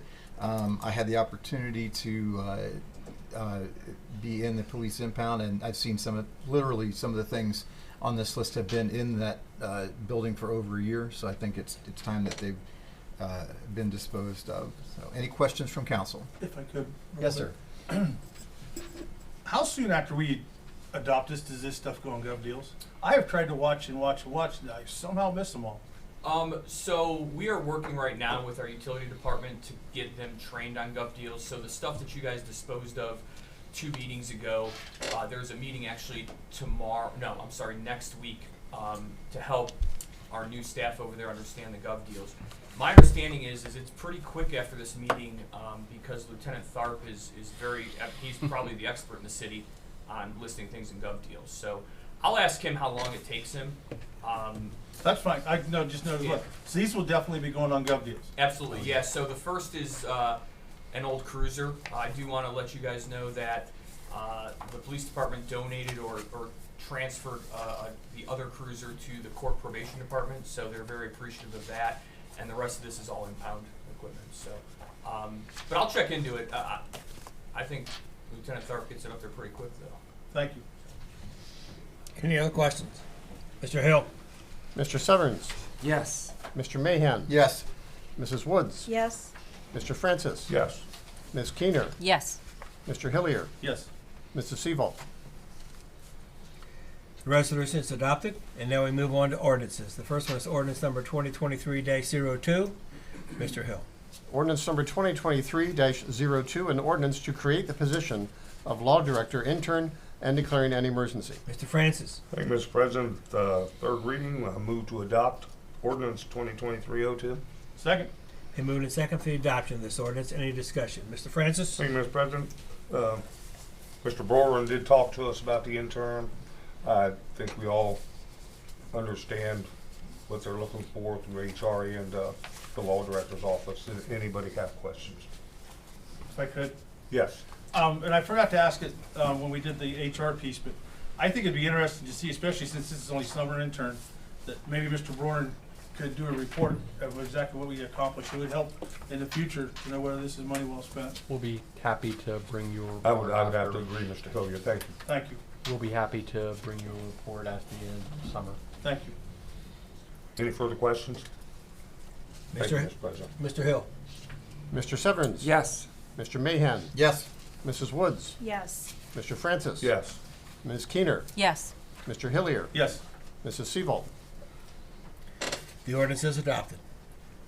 The final ordinance for this evening is ordinance number 2023-03. Mr. Hill. Ordinance number 2023-03, an ordinance fixing the number of hourly employees of the City of Mount Vernon in the water and wastewater departments and declaring an emergency. Mr. Francis. Thank you, Mr. President. Move to adopt ordinance 2023-03. Second. Been moved and second for the adoption of this ordinance. Any discussion? Mr. Francis? The only thing I would have to say about this is I hope we don't go down another rabbit hole and wake up in the morning to Groundhog Day. So anybody have any questions for If I could. Yes. Mr. Zick, these are both still union positions, correct? So we're not losing the union? They are correct. And you had a number, we're saving how much money? So saving, let me pull it up here. On this action, you're saving $23,774.40. And everybody's in agreement that you spoke to on this, or? Yep. Thank you. Any other discussion? Mr. Hill. Mr. Severns. Yes. Mr. Mahan. Yes. Mrs. Woods, Yes. Mr. Francis, yes. Ms. Keener, Yes. Mr. Hillier, Yes. Mrs. Seaval. The ordinance is adopted, and that concludes the legislative portion of the meeting. Now we move to remarks of the administration. Mayor Starr. Thank you, Mr. President and Council. Just a few things to bring you up to speed. The Kiwanis Club of Mount Vernon is doing their Scholastic Recognition Program again this year. Sometimes Council has donated to that to give scholarships. We've already done it. We sent the money in a month ago. You did? Okay, very good. Excellent. Well done. Tomorrow at 1 o'clock in the Police Department training room, we are handing out a couple of awards to the Police Department for some national attention that they have received, national recognition that we're going to be presenting them. So you are all welcome to attend. That's again at 1 o'clock p.m. in the training room at the Mount Vernon Police Department. Also coming up with, there is another groundbreaking ceremony at the Ohio Eastern Star Home and Healthcare Center, 2 p.m. on the 24th. It's something that will be between now and the next council meeting, so I wanted to make sure you knew about that. That'll be at 2 o'clock on the 24th. That's a Friday, I think it is, yeah. Yes, it is. Yeah. I want to wish President Sean Decatur good luck as he wraps up his last week at Kenyon College. It's been nice working with him. And I would also like to say congratulations to all the wrestlers who competed at the state tournament. Well done. We're a little partial to one of them here, so anyway, you made it to the podium. So anyway, that's all, Mr. President. Thank you. Mr. Zick. Nothing tonight, thank you. Mr. Scott. Nothing further, Mr. President? Mr. Stoller. Nothing further, Mr. President. Mr. Braun. I would like to note that our friends at ADF and the Land Bank have another tenant at the Heartland Commerce Park, and I'm pleased to see that they've sold one of the sites and are continuing to bring in more people more employers into the city. Great. Mr. Severance. Yes, just thoughts and prayers with Mrs. Seavolt this evening, as well as some of you have mentioned. I wanted to wait till the end after we went through tonight's meeting to just read a little statement. So, I was elected by many voters in Mount Vernon to represent and to improve the experience of the citizens of Mount Vernon. There are times when this means supporting a resolution or ordinance that benefits a few people in one section of the city. There are times when this means supporting most or all of the residents. In other words, as a councilman, my task is to support what is better or best for the greater good of our city residents, even when some of the residents will not be satisfied. So really, that is the conundrum that public officials often face in this necessary work, determining what is best overall for the public, even though a few or some are not happy about a decision. All I can promise as a councilman is that I will continue to consider all the data, facts, and citizen opinion and will make the best decisions possible going forward. So, will I do my best to make a good decision? Always. Will I always make the right decision? Probably not. Only one person ever walked this earth that was perfect, and I could tell you about him later if you were interested. Will I be antagonistic to the process or seek a name for myself? Not me. Do we have challenges before us to solve? Yes, absolutely. So related to this development that we looked at tonight, I believe this is for the greater good of the city, as some of the others have even articulated. I think about good paying jobs, and it's good to hear about a sale that we just made. Good paying jobs in our city that need filled. People living in this development can fill those positions.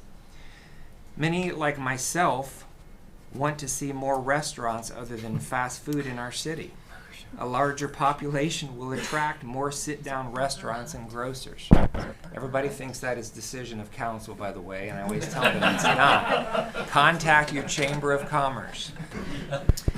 Older citizens of our community need age-appropriate housing options. This development provides that.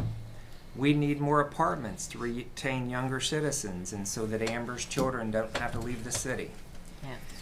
Additionally, many want a new home in a nice neighborhood. This development supplies these options for our cities, so that is why I supported it. So I just wanted to make that clear at the end of tonight's meeting. But thank you for all those that came, and thanks again for the public.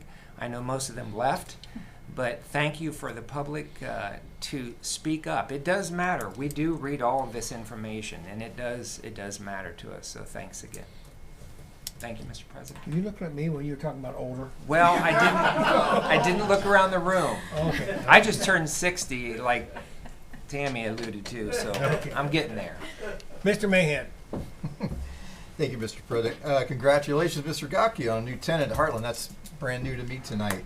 And I think that also answers some of the public comments and questions we had. It's like, well, what are we doing with this property? What are we doing with that? Well, clearly, that's great news as that property is being Cheryl had filled with. some excellent coverage on that. She did. She did a great story. Check that out. Good.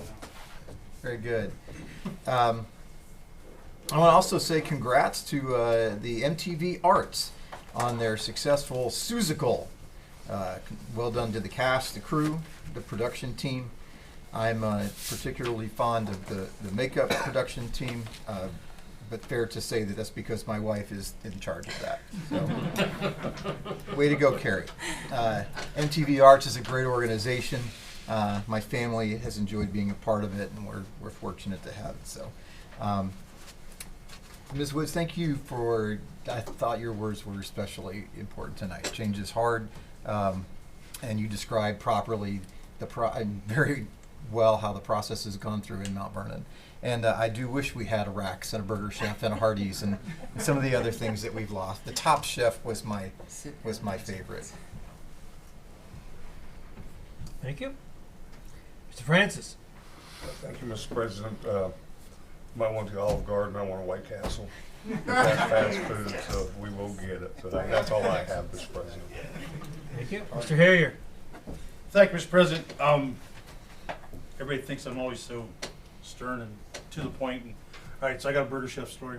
Then I got 2 points. Then I got 2 points I'm going to go to. For one, people talk about eating restaurants. My mom talked about dinner was at 6 o'clock that she fixed at her table.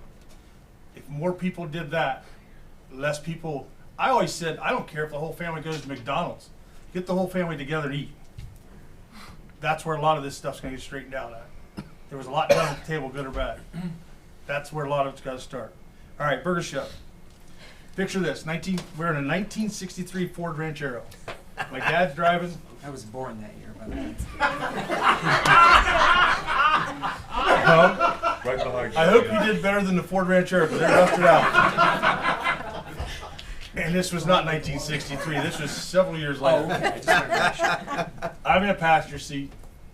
I go inside, and in the middle between us, by the way, is our red-bone coonhound sitting on the seat. I went in, I ordered 7 cheeseburgers. Now, if you remember Burger Chef, it was all glass. That lady looked out and she said, 7 cheeseburgers for 2 of you? I said, no, 2 for me, 2 for Dad, 3 for dog. We got a coon tonight. We were raccoon hunting. That's how you grow up with 7 kids in a family. Anyways, municipal planning. They're going to be tasked again real soon.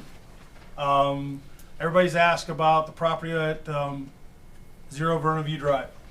The last email I got from Lacey is there's still a stir. She sent it to Rob to see if she has enough to be able to take it back to municipal planning. And that's pretty much where that is right now, right? So I would ask council for this. We've all received emails. We've all received phone calls. I know it's a 4 o'clock meeting. But if you can be there, that's the place to ask these questions. And what happens is with municipal planning, you can say, what about that buffer? And municipal planning, in part of this plan approval, will bring those things up. What about a left-hand turn lane? They bring those things up.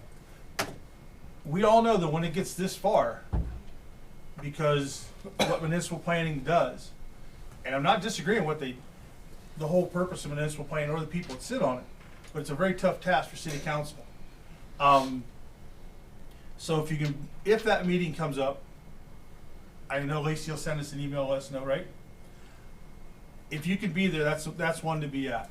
I've seen some action that I really approve of. It's called Board of Maintenance Appeals. It's come back. There was a meeting, I want to say it was last month, where Mr. B. Miller brought together the Board of Maintenance Appeals about a property that's right across the tracks on Gamber Street, and they voted to be condemned and torn down. We haven't done that, and I don't know how long. It's been a long time. It's been longer than that. It's been too long. There's now 2 coming up next week. Tomorrow. Is it tomorrow? Too many things on my calendar. 5:30. Tomorrow at 5:30 here. There's a property at 621 North. I think it's 621. I know it's North Sandusky Street. That I asked about a couple months ago when I was out looking at another property for zoning appeals. They're going to ask to condemn that as well. It is falling to the ground. And then there's another property off of Burgess and North Norton, I think it's called, that they're condemning as well. Council, if you're out looking and you're out driving around doing your job, if you see a house that's as bad a condition as those 2 houses, give Mr. B. Miller a call. Say what's going on. Okay? That's the way we're going to get things done. Question. Yes. if we vote to condemn a house, are we gonna tear it down? Is that what happens? Can somebody tell me what Okay, happens? The Board of Property Maintenance Appeals hears requests from the property maintenance officer to either order that a house be condemned, or that they have a certain amount of time to rehabilitate it, or then condemn it, or things like that. In general, when there is an order to condemn, the property owner is given a certain period of time in which to do it themselves. If they can't, at that point the city can step in and do it themselves and do it for the property owner. We would of course have to pay. We have of course worked with the ADF and the land bank to secure funds to potentially do some of that demolition. But then the final cost would then be tacked on to the property taxes, and then it would come out whenever we would be repaid, or the money would be repaid to ADF and the land bank if the property were ever sold. Okay, good. So it's a good program. Yeah. Keep in mind. Yeah. That's another one to put on the radar. Mr. Ball, I see we finally are addressing the sewage problem on Elliott Street. I appreciate that. Thank you. Okay. You got enough time up there tonight. Thank you. Thank you. Mrs. Keener. I think the council members did a great job of talking about our vote tonight. I would just like to thank the city of Mount Vernon for contributing to having the Ms. Wheelchair Ohio competition in Mount Vernon again. It was probably quadrupled in size. They will need a bigger space. We also had a local competitor with Brianna Hayes Yarman. She did not win first place, but I am sure that we will see her around City Hall soon, making some noise about accessibility. So I just would like to thank the city for helping that to happen. And that's all. Thank you, Mr. President. Thank you. Mrs. Woods. Oh, I think I've said enough tonight, other than John and Janice lifting you in prayers and thinking of you. Thank you. I'd like to mention about love. There's going to be a performance at the Woodward Opera House on March 24th and 25th. It's called Love What Matters, and Joe Bell was putting that on. There's going to be a lot of performances there. There's going to be a lot of singing and a lot of other acts. It's going to be a 2-hour production. Encourage people to think about attending that. It looks like it's going to be a great performance there at the Woodward. And it's what we need. We need more love in this world. I'd like to thank the media for being here this evening.